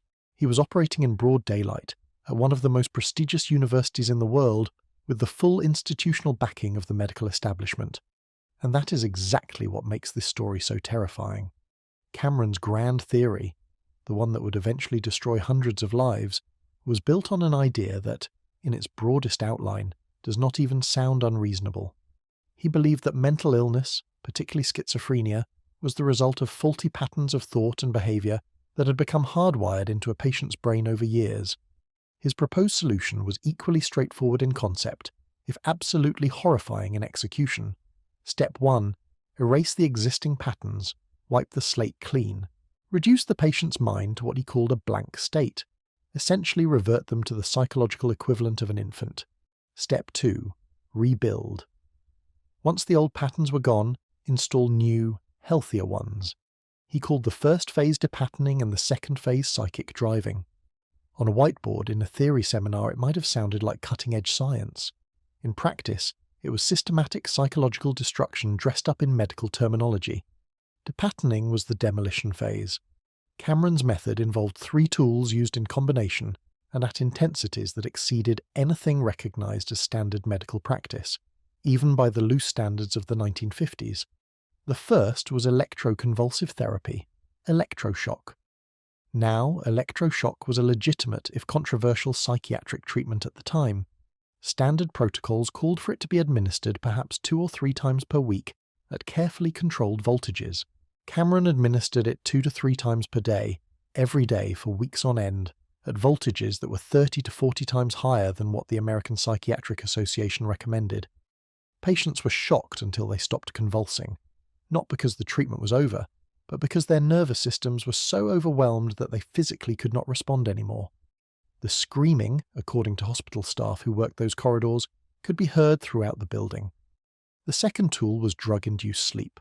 Cameron would put patients into chemically maintained comas using cocktails of barbiturates, chlorpromazine, and other sedatives. These were not brief naps or overnight observations. These were extended, forced comas that lasted days, weeks, and in some cases months. The longest documented case was 86 days, nearly 3 months of chemically enforced unconsciousness. During this time, patients were fed intravenously, catheterized, and occasionally roused just enough to swallow more medication before being put back under. The room where this happened was called the sleep room, a name that sounds almost cozy until you understand that it was, in reality, a ward where sedated human beings lay motionless in beds for weeks on end, their muscles atrophying, their minds dissolving, their identities slowly being erased by a combination of chemistry and electricity that no medical ethics board on Earth would have approved. The third tool was sensory deprivation and isolation. Patients were placed in darkened rooms, sometimes wearing goggles that blocked their vision and padded gloves that eliminated tactile sensation. Their ears were covered or fitted with devices that played constant white noise. They were denied social interaction, except when being fed or taken to the bathroom by nurses. The goal was to strip away every external reference point, every piece of sensory information that told the patient who they were, where they were, and what was real. Combined with the electroshock and the drug-induced comas, the effect was devastating. Patients emerged from depattening unable to state their own names. They did not know where they were. They did not recognize their families. They had lost the ability to read, write, dress themselves, or use a toilet. They had been, in the clinical language that Cameron himself used, reduced to a vegetable state. Except Cameron did not see this as failure. He saw it as the necessary preparation for the next step. That next step was psychic driving, and if depatterning was demolition, psychic driving was supposed to be reconstruction. Once a patient had been sufficiently broken down, Cameron would strap a helmet or headphones onto them and play recorded messages on a continuous loop. These messages were typically short, simple statements, often recorded in the patient's own voice, and they were played for 16 to 20 hours a day, for weeks. Some patients heard the same statement repeated hundreds of thousands of times. The messages came in two phases. First, negative driving. Statements designed to reinforce the patient's most painful thoughts and insecurities. Things like, "My mother hates me," "My husband wants to leave me," "I am a failure." These would play for weeks. Then, theoretically, Cameron would switch to positive driving. Messages intended to install new, healthier thought patterns. The theory was that after enough repetition, the new thoughts would take root in the blank mind that depatterning had created. It did not work. It never came close to working. What Cameron actually achieved was the systematic destruction of human minds, with no ability to put them back together. He proved definitively that you can erase a person's identity. He just could not replace it with anything. And the people this happened to were not enemy agents or prisoners of war. They were ordinary Canadians who walked into the Allen Memorial Institute seeking help for everyday problems. Problems that, in most cases, were minor enough that they should have been treated with therapy, medication, or simply time. Take the case of Velma Orlico, a woman from Winnipeg who checked into the Institute in 1957 for postpartum depression. She was married to David Orlico, a member of the Canadian Parliament, and she had recently given birth. She was struggling. She needed support. What she got instead was years of psychic driving, LSD injections and treatment that left her, in the words of her own daughter Leslie, never a complete person again. Leslie later told reporters that growing up in the Orlico household after her mother's treatment was one long nightmare. Velma herself, years later, described the shattering realization that the doctor she had trusted, the man she had considered almost a saint, had used her as a test subject. She compared herself to a fly, just a fly. Despite this, Velma and David became some of Cameron's most vocal victims, eventually leading a landmark lawsuit against the CIA, the first of its kind in Canada. Velma died in 1990. Her family has been fighting for recognition and compensation ever since. To this day, they are still waiting. Then there was Linda MacDonald, a young mother from Vancouver. She was 25 years old when she was admitted to the Allen Memorial in 1963. Her complaint was fatigue and depression, not unusual for a woman who had just given birth to her fifth child, all under the age of 5. Her family doctor, impressed by Cameron's sterling reputation, recommended the trip to Montreal. Linda even brought her guitar. She arrived expecting an assessment. Within 3 weeks, Cameron had diagnosed her as an acute schizophrenic, a diagnosis that multiple experts have since questioned, and sent her to the sleep room. What followed was 102 days of treatment that exceeded by a factor of 76 the maximum amount of electroshock recommended by the American Psychiatric Association. She received over 100 individual electroshock sessions. She was kept in a drug-induced coma for 86 days. Degrading recorded messages were played under her pillow around the clock. When she finally emerged, she had no memory of her entire life, not her childhood, not her wedding, not the births of her 5 children. She did not know her name. She did not know what year it was. She did not know what a husband was. She could not read. She could not write. She could not use a toilet. She had to be retrained in the most basic functions of human existence, as if she were starting from zero, because in a very real sense she was. Linda MacDonald lost 26 years of memories permanently. To this day, everything before 1963 is gone. She eventually lost her husband and was separated from her children. The life she had walked into the Allen Memorial with, guitar in hand, hoping to feel a little better, was erased as completely as if it had never existed. And the man who did this to her was not a rogue agent operating outside the system.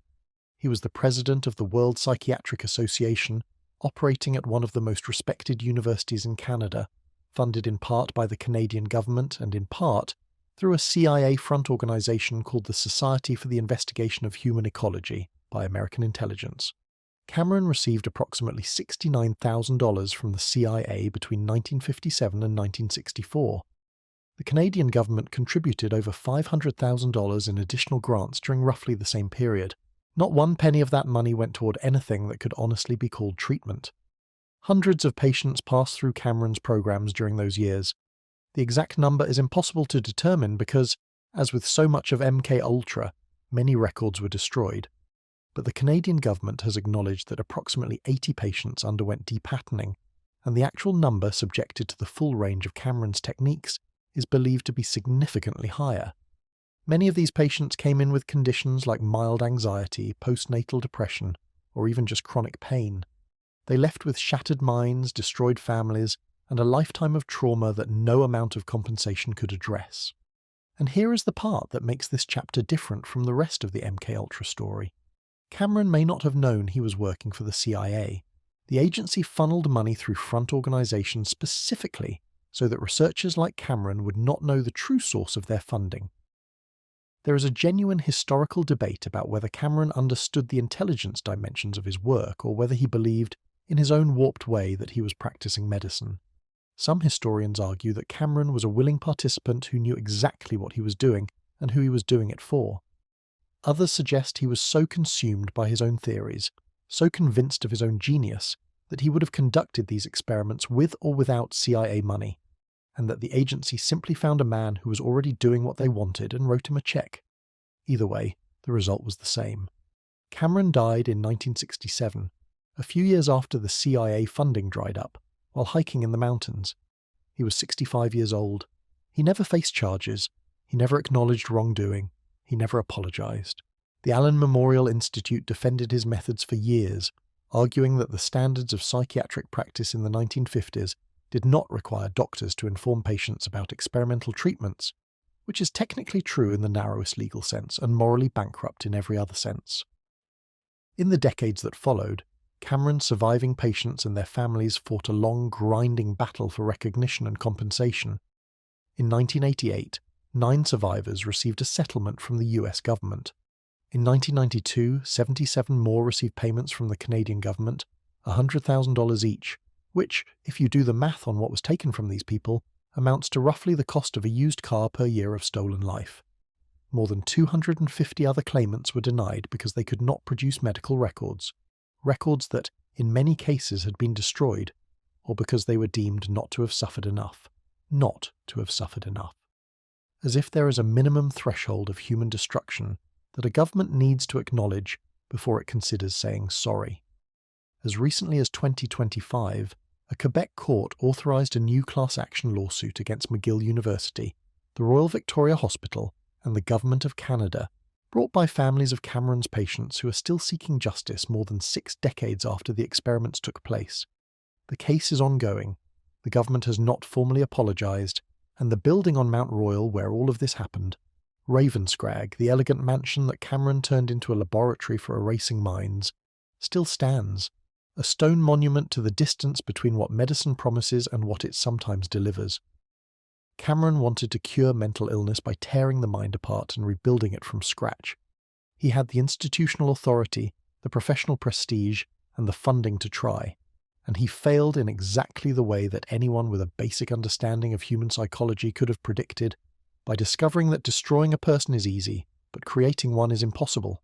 The mind is not a building that can be demolished and reconstructed. It is not software that can be reformatted. It is a living, organic, irreplaceable thing. And once it is gone, once the memories, the identity, the sense of self has been shocked and drugged and droned out of existence, it does not come back. It was never coming back. And the people who lost theirs were never experiments. They were people. They had names and families and guitars and lives. And a man in a white coat with a wall full of diplomas and a theory he could not let go of took all of it away. So we have covered the architects. We have covered the drugs. We have covered the brothels and the sleep rooms and the electroshock machines. But there is one question we have not yet fully answered, and it is, in many ways, the most important question of all. Who were these people? Not the scientists, not the agents, not the directors sitting behind desks approving budgets. The people on the other side, the ones strapped to tables, the ones who swallowed pills they did not know were pills, the ones whose drinks were spiked, whose veins were filled with chemicals they could not pronounce, whose screams echoed through hospital corridors while researchers took notes on the other side of a one-way glass. Who were the test subjects of MK Ultra? And the answer to that question tells you more about America in the 1950s than any textbook ever will. One of the CIA officers involved in the program once described the selection criteria with a bluntness that is almost refreshing in its honesty. The agency targeted, in his words, people who could not fight back. That phrase, people who could not fight back, is the skeleton key to understanding how MK Ultra operated at scale. Because here is the thing about running a secret experimental program on human beings without their consent. You need a constant supply of subjects, and those subjects need to meet a very specific set of criteria. They need to be accessible, they need to be controllable, they need to be unlikely to complain, unlikely to be believed if they do complain, and unlikely to have anyone in a position of power care enough to investigate. You need, in other words, the people that society has already decided do not matter. And so MK Ultra built its entire experimental infrastructure on top of the fault lines that already existed in American society. The cracks between the powerful and the powerless, the visible and the invisible, the protected and the disposable. The first and most obvious pool of subjects was prisoners. Incarcerated people were, from the CIA's perspective, the ideal experimental population. They were already confined. They could not leave. They had limited legal representation, and they could be incentivized, or more accurately coerced, with the promise of reduced sentences, extra recreation time, or in some cases access to the very drugs they were addicted to. The logic was as cynical as it was effective. Offer a man serving a 10-year sentence a chance to shave off a few months, and he will sign almost anything. Tell him it is for medical research and he will feel good about signing it. Never mention the CIA. Never mention mind control. Never mention that the pills you're giving him are experimental hallucinogens that have never been tested on humans at this dosage, and you have yourself a cooperative, renewable, and entirely disposable source of test subjects. One of the most documented examples of this was the Addiction Research Center in Lexington, Kentucky, a facility that billed itself as a hospital for people with drug addictions but functioned for all practical purposes as a prison. The center was run jointly by the Bureau of Prisons and the Public Health Service, and its research director was a pharmacologist named Harris Isbell. Isbell had a direct working relationship with Sidney Gottlieb and received CIA funding through the standard channel of front organizations and fake foundations. His patient population, overwhelmingly black men incarcerated for drug offenses, became one of MK Ultra's most heavily exploited groups of test subjects. The arrangement was straightforward in its cruelty. Isbell needed people willing to take experimental drugs. His patients were heroin addicts, so he offered them heroin, the drug they were supposedly being treated for, as payment for participating in LSD experiments. Let that settle in for a moment. A government-funded addiction treatment facility was paying its patients in the substance they were addicted to in exchange for their participation in secret CIA drug experiments. This was not treatment. This was not rehabilitation. This was exploitation layered on top of exploitation, wrapped in a lab coat and stamped with an institutional letterhead. In a series of studies published in academic journals in the mid-1950s, Isbell documented experiments in which patients were given LSD at escalating doses over periods lasting weeks, and, in at least one documented case, 77 consecutive days. 7 African-American men were dosed daily for over 2 months straight, A later analysis of Isbell's published research found that in some of these studies, black patients received more than twice the dosage given to white patients, a disparity that has never been adequately explained. The subjects were not told what drugs they were receiving. They were not informed of the risks. They were not given the option to stop without losing their promised reward. And they were selected, whether consciously or by structural default, from a population that American society had already marked as expendable. A 2021 study from the University of Ottawa that examined early psychedelic research with connections to MK-Ultra concluded that black Americans were uniquely exploited during this first wave of experiments. The researchers found that people of colour, predominantly black men, were significantly overrepresented at the facilities from which subjects were recruited, not because they were specifically targeted by name, but because the recruitment took place in prisons and institutional settings where systemic racism in arrests, charging and sentencing had already concentrated marginalised populations. The CIA did not need to write racism into the program's operating manual. American society had already done the sorting. All the agency had to do was show up with a clipboard and a bottle of pills. But prisoners were not the only source. Mental patients, people already confined to psychiatric institutions, people already stripped of their legal autonomy, people whose testimony would be dismissed as the ravings of the unwell, were equally attractive targets. We have already seen what happened at the Allen Memorial Institute in Montreal, but Cameron's experiments were just one node in a much larger network. Across the United States, psychiatric hospitals became testing grounds for MK-Ultra sub-projects. Patients who checked in for depression, anxiety or schizophrenia were subjected to experimental drug protocols, electroshock at non-standard intensities, sensory deprivation, and psychological manipulation, often without any knowledge that their treatment was part of a classified government program. In one of the most extreme documented cases, a mental patient at a facility in Kentucky was given LSD every single day for 174 days, nearly 6 months of uninterrupted chemical assault on a human nervous system. The patient suffered permanent cognitive damage. His name, like most of the program's victims, was never made public. Then there were the soldiers. The United States military, working in coordination with the CIA, administered hallucinogenic drugs to thousands of service members during the 1950s and 1960s under the umbrella of MK-Ultra and related programs. Many of these men were told they were volunteering for routine medical research. Some were told nothing at all. The Army tested not just LSD but also a far more powerful hallucinogen codenamed BZ, a chemical so disorienting that it could incapacitate a person for days. Soldiers were given these substances and then observed as they attempted to perform basic tasks, following orders, operating equipment, navigating obstacle courses. The results were predictable. Men stumbled, hallucinated, became paranoid, lost the ability to communicate coherently, and in some cases required hospitalization. The military's stated purpose was to evaluate the potential of these chemicals as battlefield weapons. The unstated reality was that young men in uniform were being used as lab animals in experiments whose long-term effects nobody understood and nobody bothered to study. And then there were the people who had no category at all, the civilians who were simply in the wrong place at the wrong time. We have already talked about the men who walked into CIA-run safe houses during Operation Midnight Climax, but the scope of unwitting civilian experimentation extended well beyond those specific locations. MK-Ultra operatives dosed people in restaurants, at bars, on beaches, and at parties. In at least one documented case, a deputy US Marshal named Wayne Ritchie unknowingly consumed an LSD-laced drink at a Christmas party. He subsequently attempted to rob a bar at gunpoint while in a state of drug-induced psychosis, was arrested, and lost his career. He was never told what had happened to him. He tried to sue the government years later but was unable to prove the CIA's involvement. Meanwhile, White's personal journal, discovered after his death, placed him at the same Christmas party on the same night. But without a paper trail connecting the dots, Ritchie was left with nothing but a destroyed life and a story nobody believed.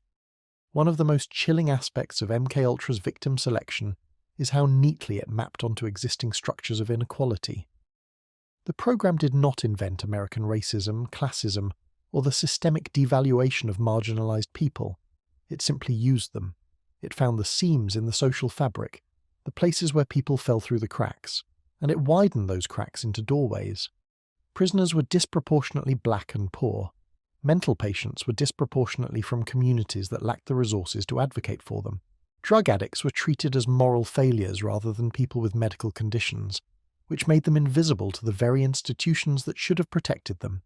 Sex workers were already criminalized, which meant their cooperation could be purchased with the promise of police protection rather than money. Soldiers were bound by a chain of command that made refusal virtually impossible. And in every case, the people making the decisions, the Gottliebs, the Isbels, the Camerons, were insulated from the consequences of their choices by layers of classification, institutional authority, and the simple fact that nobody with power was paying attention to what happened to people without it. The famous Boston gangster James Whitey Bulger offers perhaps the most publicly known example of what MKUltra did to its subjects, and even his case illustrates the program's targeting logic perfectly. In the late 1950s, Bulger was a young prisoner at the Atlanta Federal Penitentiary, serving time for armed robbery. He was told that by volunteering for a medical study, he could earn time off his sentence and contribute to finding a cure for schizophrenia. Instead, he was given LSD repeatedly for over a year. He later wrote about nightmarish hallucinations, blood coming out of the walls, his head changing shape, rooms dissolving around him. He developed a morbid fear of the drug and suffered from night terrors and insomnia for the rest of his life. Decades later, he wrote that he was in prison for committing a crime, but they committed a greater crime on him. One of the jurors who convicted Bulger of murder charges in 2013 later said that had she known about the CIA experiments, she would have voted differently because Bulger had never killed anyone before the LSD, and this is the point that ties all of these stories together. MKUltra did not operate in a vacuum. It operated inside a society that had already decided which lives mattered and which did not. It did not create inequality. It weaponized it. The program's architects did not need to develop new systems of oppression. They simply plugged into the ones that already existed. The prison system, the mental health system, the military hierarchy, the war on drugs, the racial caste system that had shaped American life for centuries, and used them as delivery mechanisms for experimental cruelty. The victims of MKUltra were not chosen at random. They were chosen because they were already vulnerable, because they were already invisible, because they were the people that nobody would miss. And that, more than the drugs, more than the electroshock, more than the one-way mirrors and the tape loops and the spiked cocktails, is the real horror of this program. Not that the CIA was willing to experiment on people, but that American society had already created a class of people on whom experimentation was possible, because they had been rendered invisible long before Sidney Gottlieb ever picked up a syringe. So by the early 1970s, MKUltra was, for all practical purposes, over. The experiments had wound down, the safe houses were closed, the drugs had been declared useless, the electroshock machines were unplugged. Sidney Gottlieb himself had written the program's epitaph in a 1960 memo. No effective truth serum, no mind control pill, no way to reprogram a human being. 2 decades of work, millions of dollars, and hundreds of destroyed lives had produced exactly one reliable finding. You can break a person, but you cannot put them back together. As scientific conclusions go, this was roughly the equivalent of spending 20 years and a national budget to confirm that fire is hot. But the program's failure was not what worried the men at the top. What worried them was the paper trail.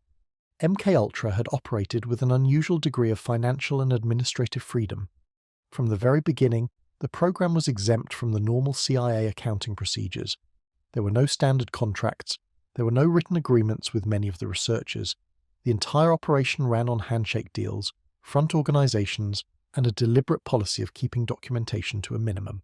But even by the standards of a program designed to leave no trace, 20 years of activity across more than 80 institutions and 149 sub-projects generates paper, expense reports, memos, progress updates, correspondence with researchers, financial transfers through fake foundations, personnel records, travel authorizations. Somewhere in the bowels of the CIA's record center, there were boxes and boxes of documents that, if they ever saw daylight, would constitute the most damning evidence of government misconduct in American history. And in late 1972, 2 things happened that made those boxes extremely dangerous. The first was Watergate. The break-in at the Democratic National Committee headquarters and the ensuing cover-up were unraveling the Nixon administration in real time. Congressional investigators were suddenly paying very close attention to the intelligence community. Journalists were asking questions that had never been asked before. The political climate had shifted from reflexive deference towards spy agencies to active suspicion. For the first time in decades, the CIA was facing the real possibility that someone might actually look at what they had been doing, and not just at Watergate-related activities, but at the full catalogue of covert operations, domestic surveillance, and classified programs that had accumulated over the previous quarter-century. The walls of secrecy that had protected MK-Ultra were suddenly looking a lot thinner. The second thing was a personnel change. In late 1972, President Nixon informed CIA Director Richard Helms that he was being replaced. Helms had refused to help the White House construct a cover story for Watergate, an act of institutional self-preservation that earned him Nixon's displeasure, but also, ironically, placed him in the position of needing to do some housekeeping of his own. Because Richard Helms was not just the outgoing director of the CIA, he was the man who had championed and protected MK-Ultra for its entire existence. As Chief of Operations, Deputy Director and then Director, Helms had been the program's most powerful patron, the man who ensured that Gottlieb had money, access, and freedom from oversight. If MK-Ultra was ever exposed, the trail would lead directly to his desk. And so, sometime in late 1972 or early January 1973, Helms summoned Gottlieb for a meeting. The two men, the director and his chemist, the patron and his protégé, the only two people who fully understood the scope of what MK-Ultra had done, sat down and made a decision. The files had to go. All of them. Everything. 20 years of documentation covering every sub-project, every experiment, every victim, every dollar spent. All of it needed to disappear. Now, I want to be very clear about what happened next, because the standard telling of this story sometimes presents the destruction as a panicked, last-minute scramble. Two men in a cold sweat, frantically feeding papers into a shredder as investigators closed in. That is not what happened. What happened was far more deliberate, far more organised, and far more chilling. This was not a cover-up improvised in a crisis. This was a planned operation, the final operation of MK-Ultra, if you will, executed with the same methodical discipline that had characterised the programme from the beginning. The men who had spent 2 decades systematically experimenting on human beings now turned that same systematic approach to eliminating the evidence of what they had done. Gottlieb personally drove to the CIA's record center. He located the boxes containing the MK-Ultra files, the operational records, the project descriptions, the experimental protocols, the correspondence with researchers, the reports on outcomes. He ordered the archivist to destroy them, not file them, not reclassify them, destroy them. When the chief of the records center pushed back, apparently even CIA archivists have professional standards about destroying institutional records, Helms overrode the objection. The Director of Central Intelligence himself waived the internal regulation that governed the retirement of inactive files. A rule existed specifically to prevent exactly this kind of destruction, and the man at the top simply waved it away. Because when the person breaking the rules is the person who writes the rules do not actually exist. The files were destroyed in January 1973. The process was thorough.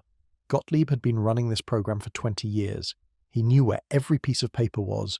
He knew which boxes contained operational details and which contained administrative noise. He was not guessing.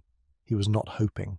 He was conducting a controlled demolition of the historical record with the precision of a man who understood exactly what was at stake. Later, when Helms testified before Congress about the destruction, he tried to frame it as an act of kindness, a gesture of consideration toward the researchers and collaborators who had worked on MK-Ultra over the years. He said that since the program was over and finished and done with, they thought it would be best to get rid of the files so that the people who had assisted them would not be subject to follow-up questions or embarrassment. Embarrassment. That was the word he used. As if the systematic drugging, torturing, and psychological destruction of hundreds of people was something that might cause mild social discomfort at a cocktail party, rather than criminal prosecution in a federal courtroom. The audacity of that framing is almost impressive in its shamelessness. But here is where the story takes a turn that no thriller writer would dare put in a script, because it would seem too convenient, too perfectly ironic, too much like the universe had been paying attention and decided to intervene. Gottlieb was meticulous. He found and destroyed the operational files, the records that described what was done, to whom, and why. But in a separate building, in a different part of the CIA's administrative apparatus, there was a set of financial records, budget reports, expense accounts, fiscal statements, that had been filed not under project names, but under routine accounting categories. They were catalogued as budgetary and fiscal documents, not as MK Ultra materials, and because they were filed in the wrong place, under the wrong headings, in a building that Gottlieb either did not think to check or did not know about, they survived. 20,000 pages. That is what was left.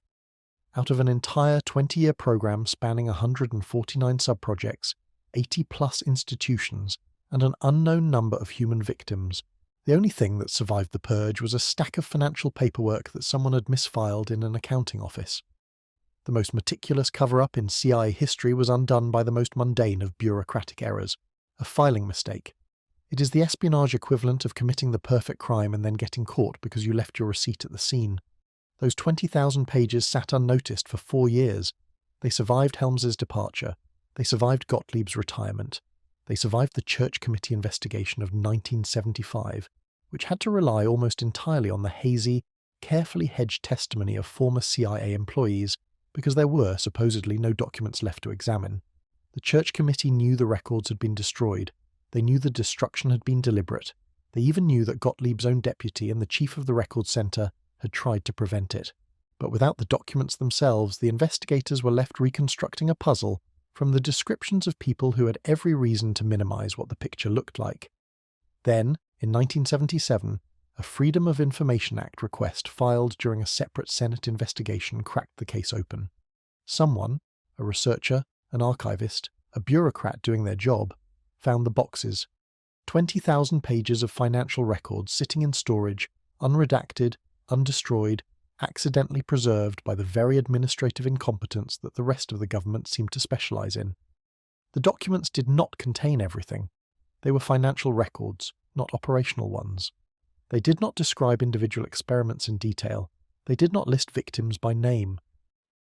But they contained enough: names of institutions, dollar amounts, dates, project numbers, payments to front organizations, to reconstruct the skeleton of MK Ultra with enough specificity to make congressional investigators' jaws hit the floor. The discovery triggered a new round of Senate hearings in August 1977, led by Senator Edward Kennedy. And it was during these hearings that the full contours of MK Ultra finally became visible to the public, not in the detail that the operational files would have provided, but in enough outline to confirm what whistleblowers, journalists, and conspiracy theorists had been saying for years. The CIA had run a massive illegal secret program of human experimentation. It had operated without oversight, without consent, and without accountability. And when the time came to answer for it, the men in charge had destroyed the evidence and then testified that they could not remember the details. Gottlieb himself appeared before the Senate in 1977. His attorney had negotiated immunity from prosecution in exchange for his testimony, a deal that essentially guaranteed that no matter what he said, he would never face criminal charges. And even with that protection, Gottlieb's memory was, to put it charitably, remarkably selective. He could not recall specifics. He was vague on dates. He hedged on details. The man who had spent 22 years running the most complex covert research program in American intelligence history suddenly could not remember much about it. One observer noted that Gottlieb's recall was so poor that you might wonder if he'd been subjected to one of his own memory-erasing techniques, though the simpler explanation was that even with immunity, he was worried about civil lawsuits from the victims whose lives his program had destroyed. Helms, for his part, had already established a pattern of selective honesty in congressional testimony. In a separate hearing in 1973, he had testified under oath that the CIA had not been involved in efforts to overthrow the government of Chile, a statement that was later proven to be flatly, demonstrably, unambiguously false. He was eventually convicted of perjury, fined $2,000, and given a suspended 2-year sentence, which in the annals of consequences for lying to Congress about covert operations that affected thousands of lives ranks somewhere between a slap on the wrist and a gentle verbal reminder. The destruction of the MK Ultra files was not an act of panic. It was not an impulsive decision made in the heat of a political crisis. It was a calculated, premeditated operation designed to protect the CIA as an institution, and Helms and Gottlieb as individuals from the legal, political, and public consequences of what they had done. It was, in fact, the final MK-Ultra sub-project, the one designed not to control minds but to control history, to erase the evidence so thoroughly that even if the program was discovered, it could never be fully documented, fully investigated, or fully prosecuted. And in that last objective, they largely succeeded. Because here is the uncomfortable truth that the 20,000 surviving pages cannot fully answer. We know MK-Ultra existed. We know what some of the sub-projects involved. We know the names of some of the institutions and some of the researchers. We know, in broad outline, the types of experiments that were conducted and the categories of people who suffered through them. But we do not know everything. We do not know every victim. We do not know every facility. We do not know every drug that was tested, every technique that was tried, every person who was broken and never put back together. The destroyed files contained that information, and Gottlieb made sure that information would never be recovered. So the next time someone tells you that MK-Ultra was fully investigated and all the facts are known, remember this. The investigation was conducted on roughly 7% of the program's documentation. The 7% that survived, because someone in an accounting office put the wrong label on a box. The other 93% is gone.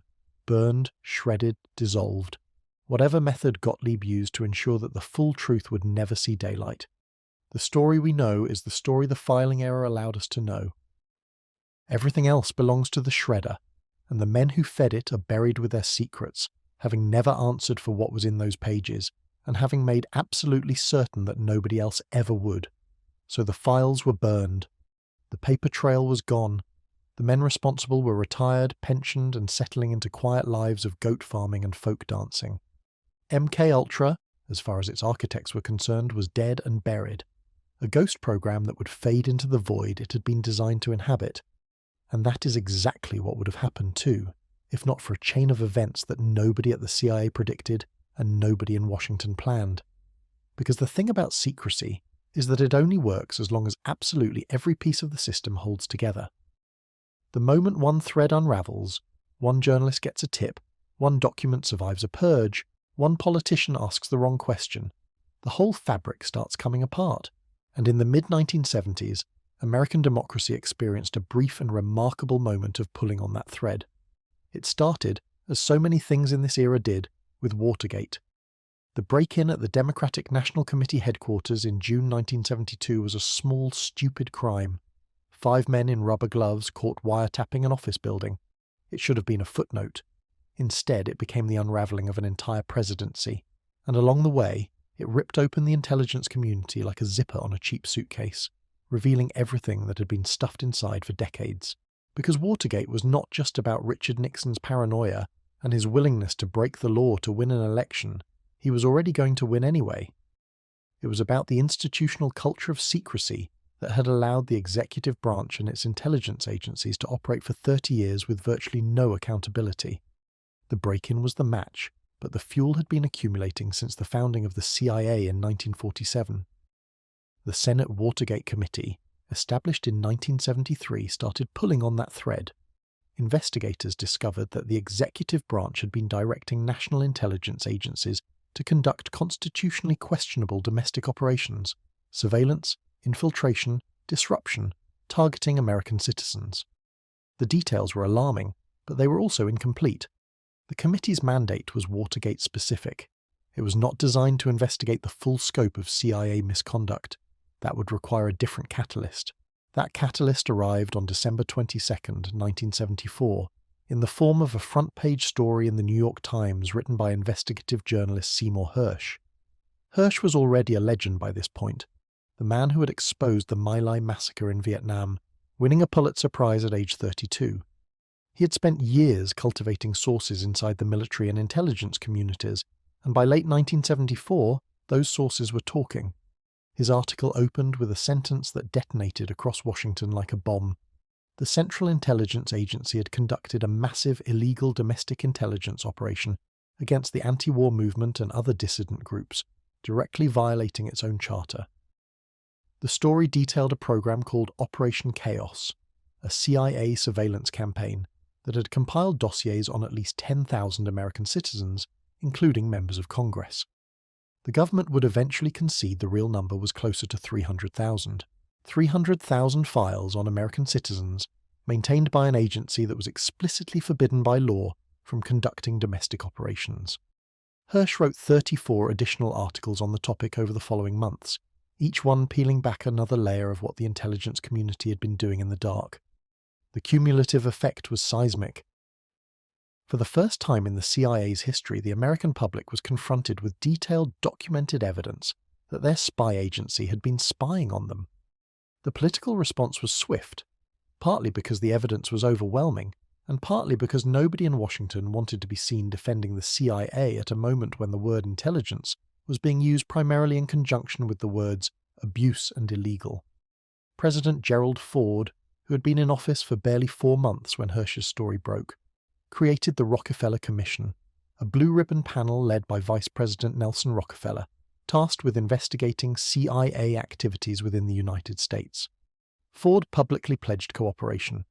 Privately, his administration was terrified that congressional investigations would spiral out of control and expose operations far more damaging than domestic surveillance. Those fears were well-founded, because on January 27, 1975, the Senate established its own investigative body, the Select Committee to Study Governmental Operations with Respect to Intelligence Activities, chaired by Senator Frank Church of Idaho. It would become known simply as the Church Committee, and over the next 16 months it would conduct what remains the most comprehensive congressional investigation of American intelligence agencies ever undertaken. Frank Church was a Democrat, a former military intelligence officer, and a man who combined genuine idealism with enough political savvy to navigate the minefield he had just walked into. He was furious about the abuses he was uncovering, particularly after he discovered that the CIA had maintained a dossier on him personally, hinting at possible disloyalty. Nothing motivates a senator quite like finding out that the agency he is supposed to oversee has a file questioning his patriotism. Church was also, it must be noted, running for president, a fact his critics used to dismiss the investigation as a political vehicle. But whatever his personal ambitions, the work his committee produced was extraordinary. The committee comprised 11 senators, carefully balanced between Democrats and Republicans, and a peak staff of 150 investigators. Over the course of their inquiry, they held 126 full committee meetings, 40 subcommittee hearings, interviewed approximately 800 witnesses, and reviewed 110,000 documents. They uncovered programs that had never before been revealed to the public: the NSA's mass surveillance of international communications, the FBI's COINTELPRO campaign of disruption and intimidation against civil rights leaders and anti-war activists, and, buried among the avalanche of revelations, the remnants of MK-Ultra.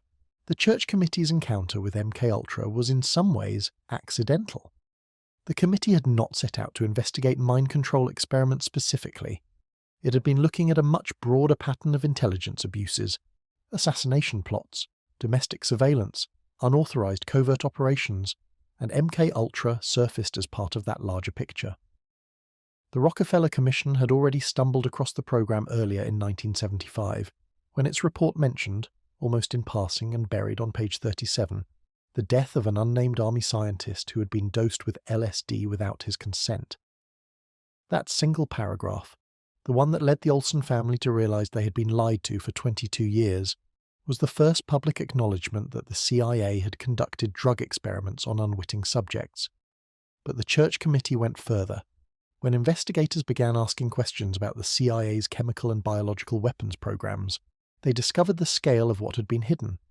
They learned about the drug experiments, the secret funding networks, the use of front organizations to channel money to universities and hospitals.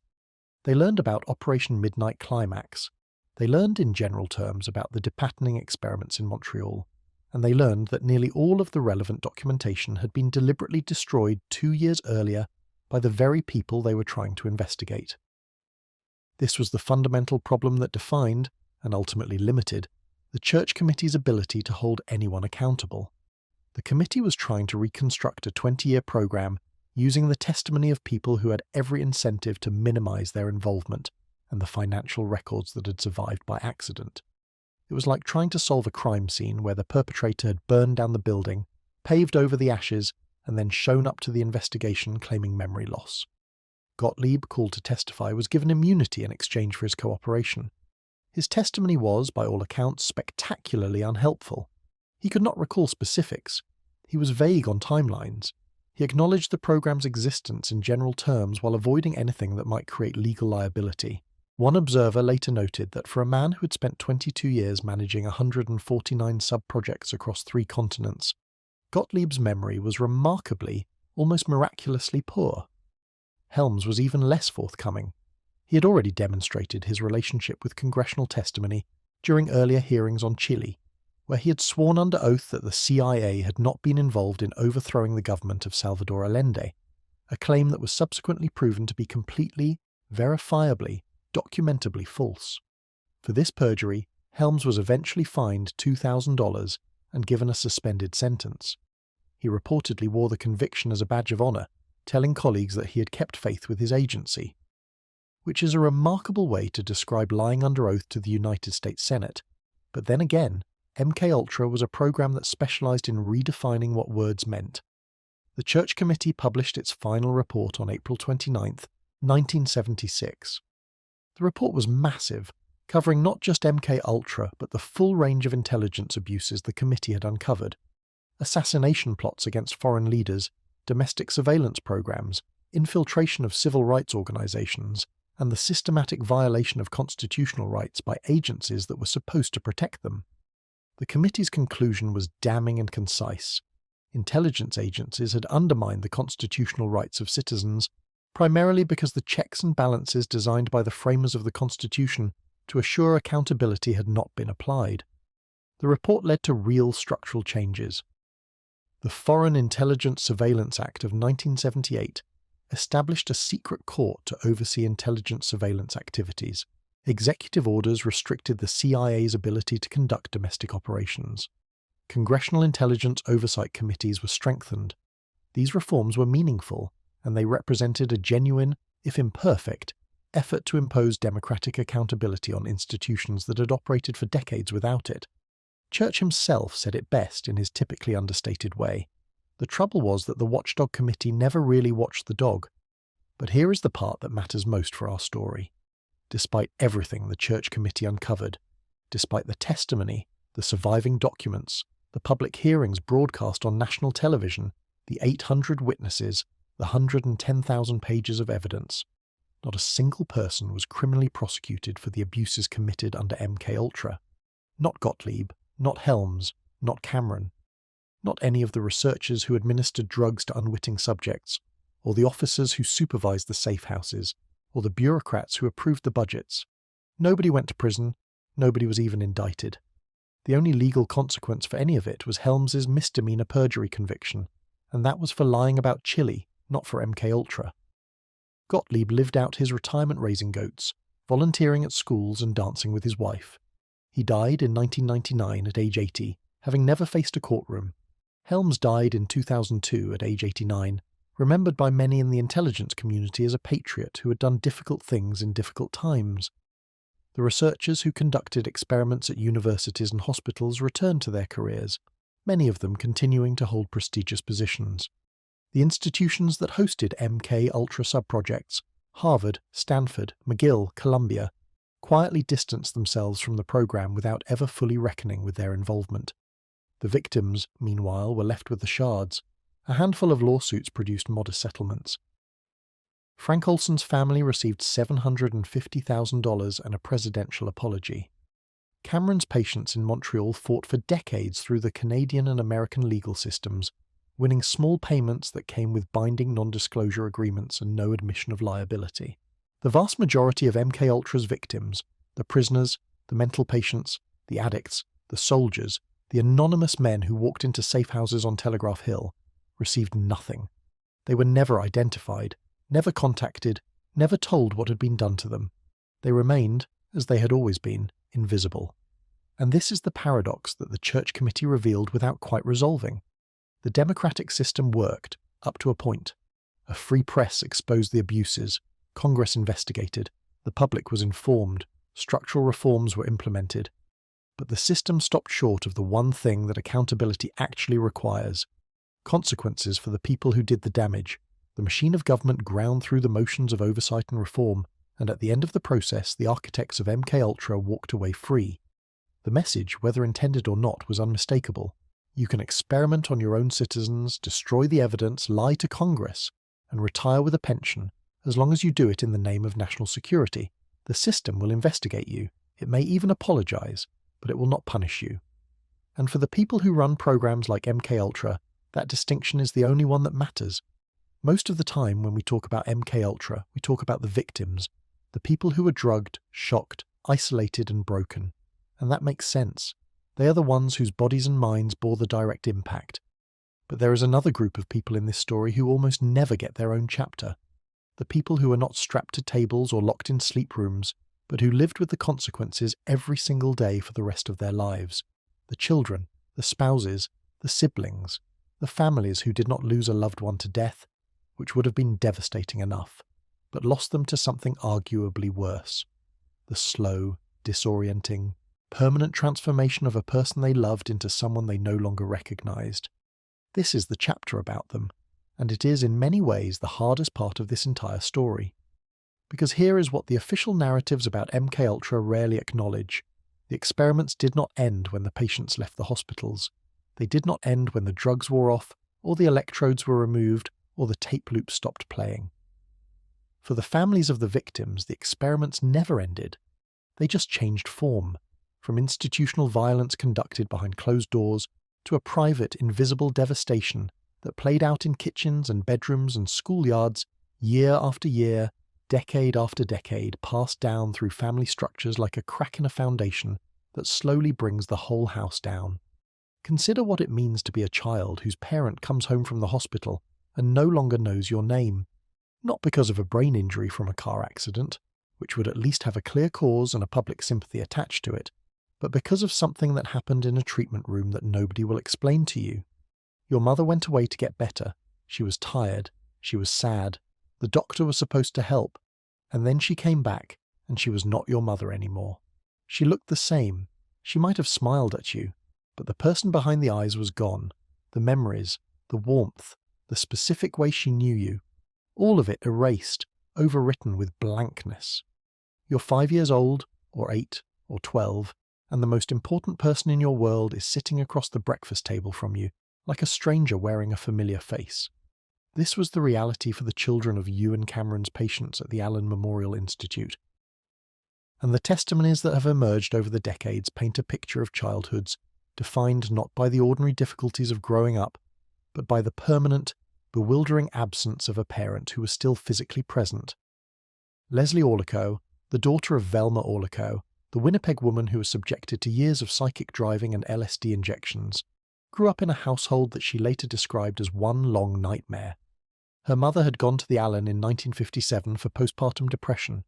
She came back fundamentally altered. Leslie was a young child at the time, and she watched year after year as the woman who was supposed to be her anchor became someone she could not predict, could not understand, and could not reach. Velma struggled with emotional regulation for the rest of her life. She could not handle unexpected situations. A stranger bumping into her on the street could trigger an explosive rage. The ordinary social friction of daily life, the minor collisions and inconveniences that most people absorb without thinking, became landmines in the Orlico household. Leslie lost her mother not once, but continuously, in a slow, grinding erosion of the person Velma might have been. Julie Tanney's story is different in its specifics, but identical in its emotional architecture. Her father, Charles Tanney, was admitted to the Allen Memorial for trigeminal neuralgia, a painful nerve condition. He was not mentally ill, he was in physical pain. Cameron subjected him to over 50 days of insulin-induced sleep therapy, combined with intensive electroshock and a pharmacological cocktail of barbiturates and antipsychotics. When Charles Tanney came home, he was a different man. The loving, engaged father that Julie had known was replaced by someone emotionally distant, volatile, and at times physically abusive. He had suffered near total memory loss. The disorientation never fully cleared, and Julie, who was a young child during all of this, grew up in the shadow of a transformation she could not understand, and that no adult in her life could or would explain. Decades later, Julie Tanney filed a class action lawsuit in Montreal on behalf of her father and other victims, seeking compensation not just for the patients but for their families, the people who inherited the wreckage without ever being told what caused it. Because that is the particular cruelty of intergenerational trauma in the context of MK Ultra. The families were not just collateral damage, they were invisible collateral damage. Nobody told them what had happened. Nobody acknowledged that the person who came home from the hospital had been subjected to experimental procedures that had no therapeutic validity whatsoever. The families were left to cope with the aftermath of a program they did not know existed, in a silence that was itself a form of institutional violence. Then there is the case of Lloyd Schreier, a man who was quite literally experimented on before he was born. His mother was pregnant with him when she was admitted to the Allen Memorial Institute in the late 1950s. She underwent Cameron's depatterning procedures while carrying Lloyd. He was, in the most biological sense possible, an experiment subject who never consented, never knew, and never had the chance to object. Lloyd was born and grew up aware that something in his family was different, but it took decades for the full picture to emerge. Now in his 60s, he has spent years fighting to be recognized as a victim of the program, a fight complicated by the fact that the institutional systems responsible for MKUltra have shown a remarkable talent for defining eligibility criteria in ways that exclude as many claimants as possible. And Lloyd's story points to a broader pattern that runs through all of these family narratives. The damage did not stay in one generation. It rippled forward. Children who grew up with traumatized, emotionally absent, or fundamentally altered parents carried those experiences into their own adult lives. They formed relationships shaped by early instability. They developed anxiety, trust issues, and patterns of emotional avoidance that mapped directly onto the chaos of their childhoods. Some became hypervigilant, constantly scanning for threats in environments that were supposed to be safe. Some went the other way, numbing themselves, walling off the emotional channels that had brought them nothing but confusion when they were young. And some, inevitably, passed those patterns on to their own children, not through genes, not through some mystical inheritance of suffering, but through the entirely ordinary mechanism of a parent who never learned how to be present because their own parent was never fully there. This is what intergenerational trauma looks like in practice. It is not a metaphor. It is not an abstract concept from a psychology textbook. It is a specific, traceable chain of cause and effect that starts with a man in a white coat applying electrodes to a person's skull and ends, 3 generations later, with a child who cannot explain why family gatherings make them anxious. The distance between those two events is measured in decades, but the connection is direct. Cameron pressed a button in 1958, and someone's grandchild is still flinching. The artist Sarah Ann Johnson, Velma Orliko's granddaughter, has perhaps articulated this inheritance more clearly than anyone. Johnson grew up knowing what had happened to her grandmother, the LSD, the psychic driving, the CIA. She watched how the trauma had reshaped her family across 2 generations, creating patterns of dysfunction and pain that nobody had chosen and nobody knew how to stop. She eventually turned to art as a way to process what she called a break in the family tree, a violent rupture that had sent shockwaves in every direction, changing the trajectory of every life it touched. In interviews, she has described being fascinated by how trauma moves through families, not through inheritance, but through absence. The things that are not said, the emotions that are not expressed, the connections that are not made because the person who should have made them was not fully present anymore. And then there are the families who simply shattered. Linda MacDonald, the young mother who lost 26 years of memories after Cameron's treatment, eventually lost her husband and her children. Not because they stopped loving her, but because the person they loved was gone, and the person who remained did not know them. She had to be retaught the basics of human existence: reading, writing, self-care. Her children grew up effectively motherless, with the added cruelty of having their mother physically present, but psychologically absent. That is a particular kind of loss, one that does not come with a funeral or a eulogy, or the clean grief of finality. It comes with daily reminders of what used to be, and what was taken, served alongside breakfast cereal and school runs and all the ordinary moments where the absence of a real parent is felt most acutely. Marlene Levinson, the niece of a patient named Phyllis Goldberg, described her aunt after the Allen Memorial in similarly devastating terms. a woman who no longer communicated, who sat in silence during family gatherings, who was physically present but emotionally unreachable. The family adapted as families do, building their routines around the void at the centre. But the adaptation itself became a form of trauma, the constant low-grade effort of accommodating someone whose personality had been clinically erased, without ever being given the language or the context to understand why.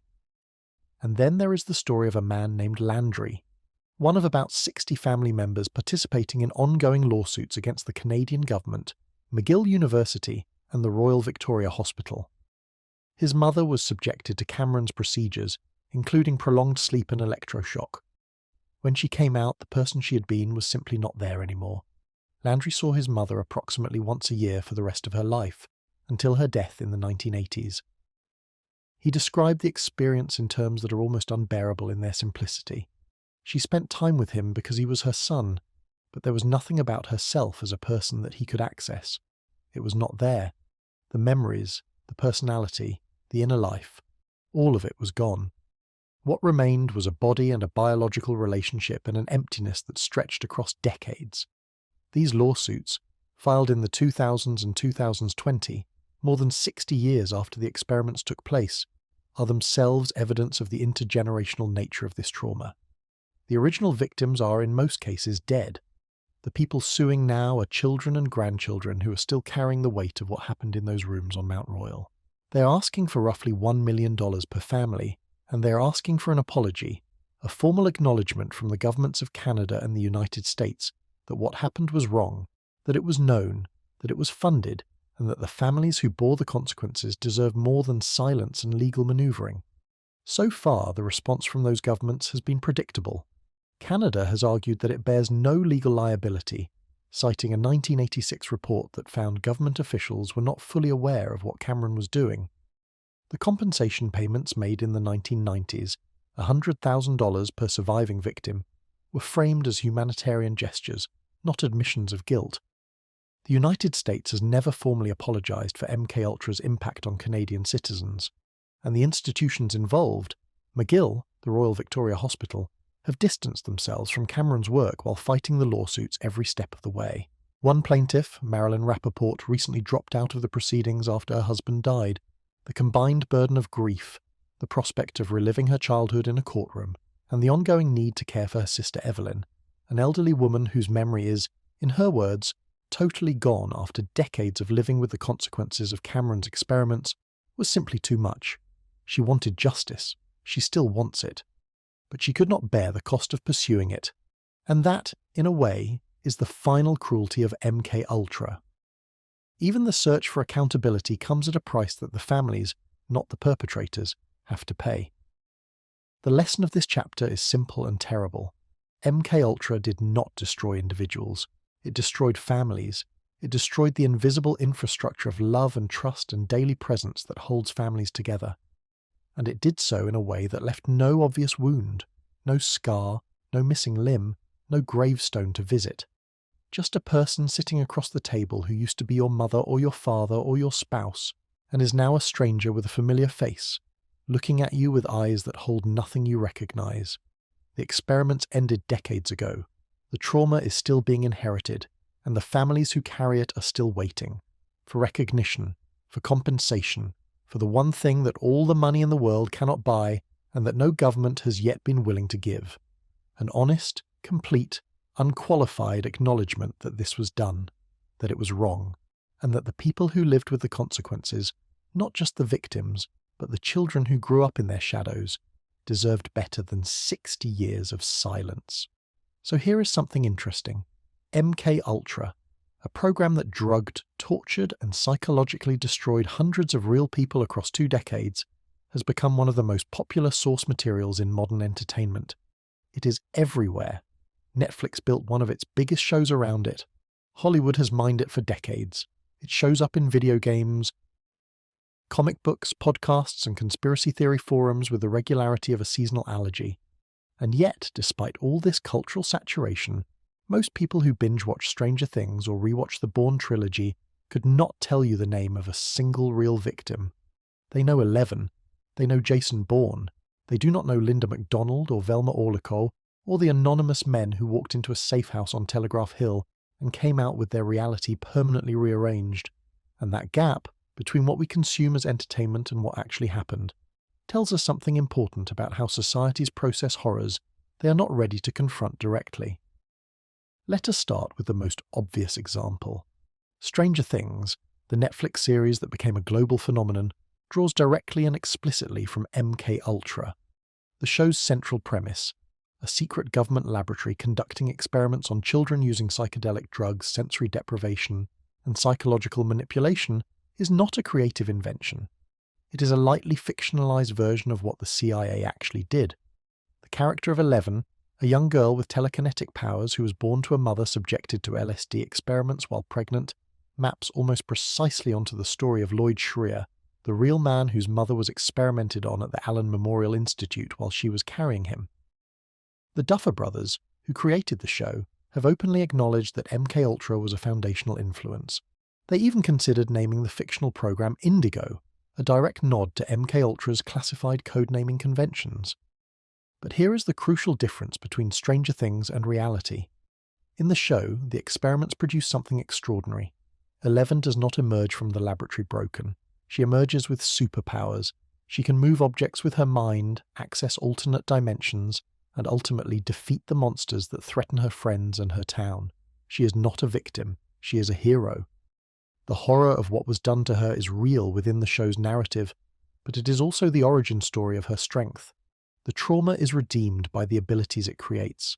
The suffering has a purpose. In reality, the experiments produced nothing but suffering. No superpowers, no telekinesis, no interdimensional portals, just broken minds, destroyed families, and a government that denied responsibility for decades.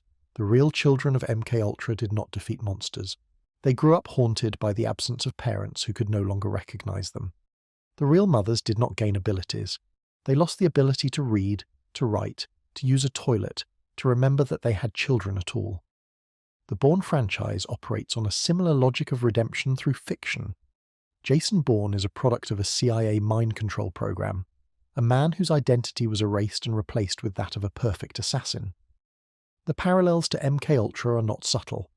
The films reference behavior modification, drug-enhanced training, sensory deprivation, and the deliberate destruction of identity, all core elements of the real program. But Bourne, like 11, transcends his victimhood. He fights back. He dismantles the conspiracy. He holds the perpetrators accountable. He gets justice. The explosive, satisfying, box-office grossing kind of justice that involves car chases through European capitals and fistfights in government corridors. Nobody in the real MK Ultra story got that kind of justice. Gottlieb retired to his goat farm. Helms paid a $2,000 fine. Cameron died hiking in the mountains. The victims received modest settlements with non-disclosure agreements attached. There were no car chases. There were no confrontations. There were only lawyers, filing cabinets, and decades of waiting for governments to acknowledge what everyone already knew. And then there is the Manchurian Candidate, the granddaddy of all MK Ultra-inspired fiction, both the 1962 original and the 2004 remake. The film imagines an American soldier captured during the Korean War and programmed to become a remote-controlled assassin, a human weapon triggered by a specific stimulus who will carry out political murder without conscious awareness. This is, of course, the exact fantasy that launched MK Ultra in the first place.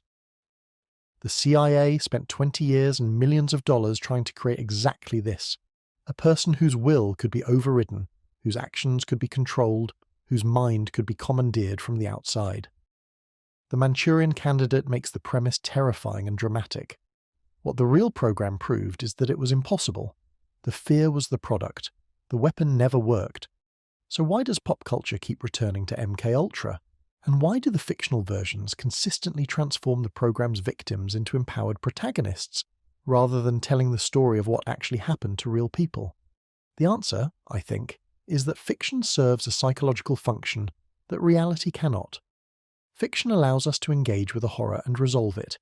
It gives us a narrative arc, beginning, middle, end, with conflict, struggle, and ultimately catharsis. The victim becomes the hero. The conspiracy is exposed. The bad guys lose. The audience leaves feeling something that resembles closure, even if the underlying events remain unresolved. Fiction does for MKUltra what the real world has consistently failed to do. It provides justice. And that is precisely why the fictional versions are comforting rather than confrontational. They allow us to process the existence of MKUltra without actually sitting with what it means. We can watch Eleven throw a monster across a room and think, wow, that is based on a real program, and feel a little shiver of historical awareness without ever having to confront the fact that the real program's legacy is not superpowers, but a grandmother in Montreal who cannot remember her own name. Fiction gives us the illusion of engagement. It lets us feel like we have reckoned with the horror when all we have really done is watched a stylized version of it, set to a synthesizer soundtrack. The deeper irony is that the more MKUltra becomes entertainment, the harder it becomes to take the real history seriously. When a genuine government atrocity shares shelf space with demogorgons and super soldiers, it starts to feel fictional itself. The edges blur. The real program absorbs the glow of the imagined ones, and the result is a strange cultural phenomenon in which everyone knows the name MKUltra, but almost nobody knows what it actually did. It has become a brand, a recognizable shorthand for secret government experiments, stripped of its specificity, its victims, and its accountability, a plot device, a reference, a vibe. And the people who are actually destroyed by it become, in the public imagination, indistinguishable from the fictional characters who are empowered by it. That is not the fault of the filmmakers or the showrunners. They are doing what storytellers have always done, taking real events and reshaping them into narratives that audiences can consume. But it is worth being honest about the trade-off. Every time MKUltra is used as inspiration for a superhero origin story, it moves a little further from accountability and a little closer to mythology. And mythology, while entertaining, is the opposite of justice. Justice requires specifics, names, dates, dollar amounts, courtroom testimony. Mythology requires only the feeling of a story well told. So here we are, 12 chapters deep into one of the darkest programs in American intelligence history. We have met the architects and the victims. We have walked through the sleep rooms and the safe houses and the hearing rooms of the United States Senate. We have watched the files burn and the settlements get signed and the perpetrators retire to comfortable lives they did not deserve. And the natural instinct at this point is to close the book, to treat MKUltra as a chapter of history. Terrible, fascinating, safely in the past. Something that happened in the 1950s and 1960s, in black and white, to people who are mostly dead now, in a political climate that no longer exists. We learned our lesson. We reformed the system. We moved on. Except we did not. The conventional narrative about MKUltra goes like this. The CIA did terrible things, those things were exposed, Congress investigated, reforms were enacted, and America emerged wiser and more vigilant. It is a reassuring story. It has a beginning, a middle, and an end. It suggests that the system, while imperfect, is ultimately self-correcting, that democratic institutions, given enough time and enough public pressure, will rein in the excesses of the security state. And in some ways, that narrative is true. The Church Committee did lead to real reforms. Oversight was strengthened, executive orders were signed, the CIA was placed under greater congressional scrutiny. These were meaningful achievements, but the narrative leaves out the part that matters most. Nobody went to prison, nobody was indicted. The institutional culture that produced MKUltra, the culture of secrecy, impunity, and the subordination of individual rights to national security, was not dismantled. It was restrained temporarily by new rules and oversight mechanisms. And rules, as we have seen repeatedly throughout this story, are only as strong as the institutions willing to enforce them and the people willing to break them. And so the techniques survived. Not the specific drugs or the specific experiments, those had already been declared failures, but the underlying methodology. The idea that coercive psychological techniques could be used to extract information from resistant subjects did not die with MKUltra. It went underground, was codified in classified manuals, and waited for the next crisis to bring it back to the surface.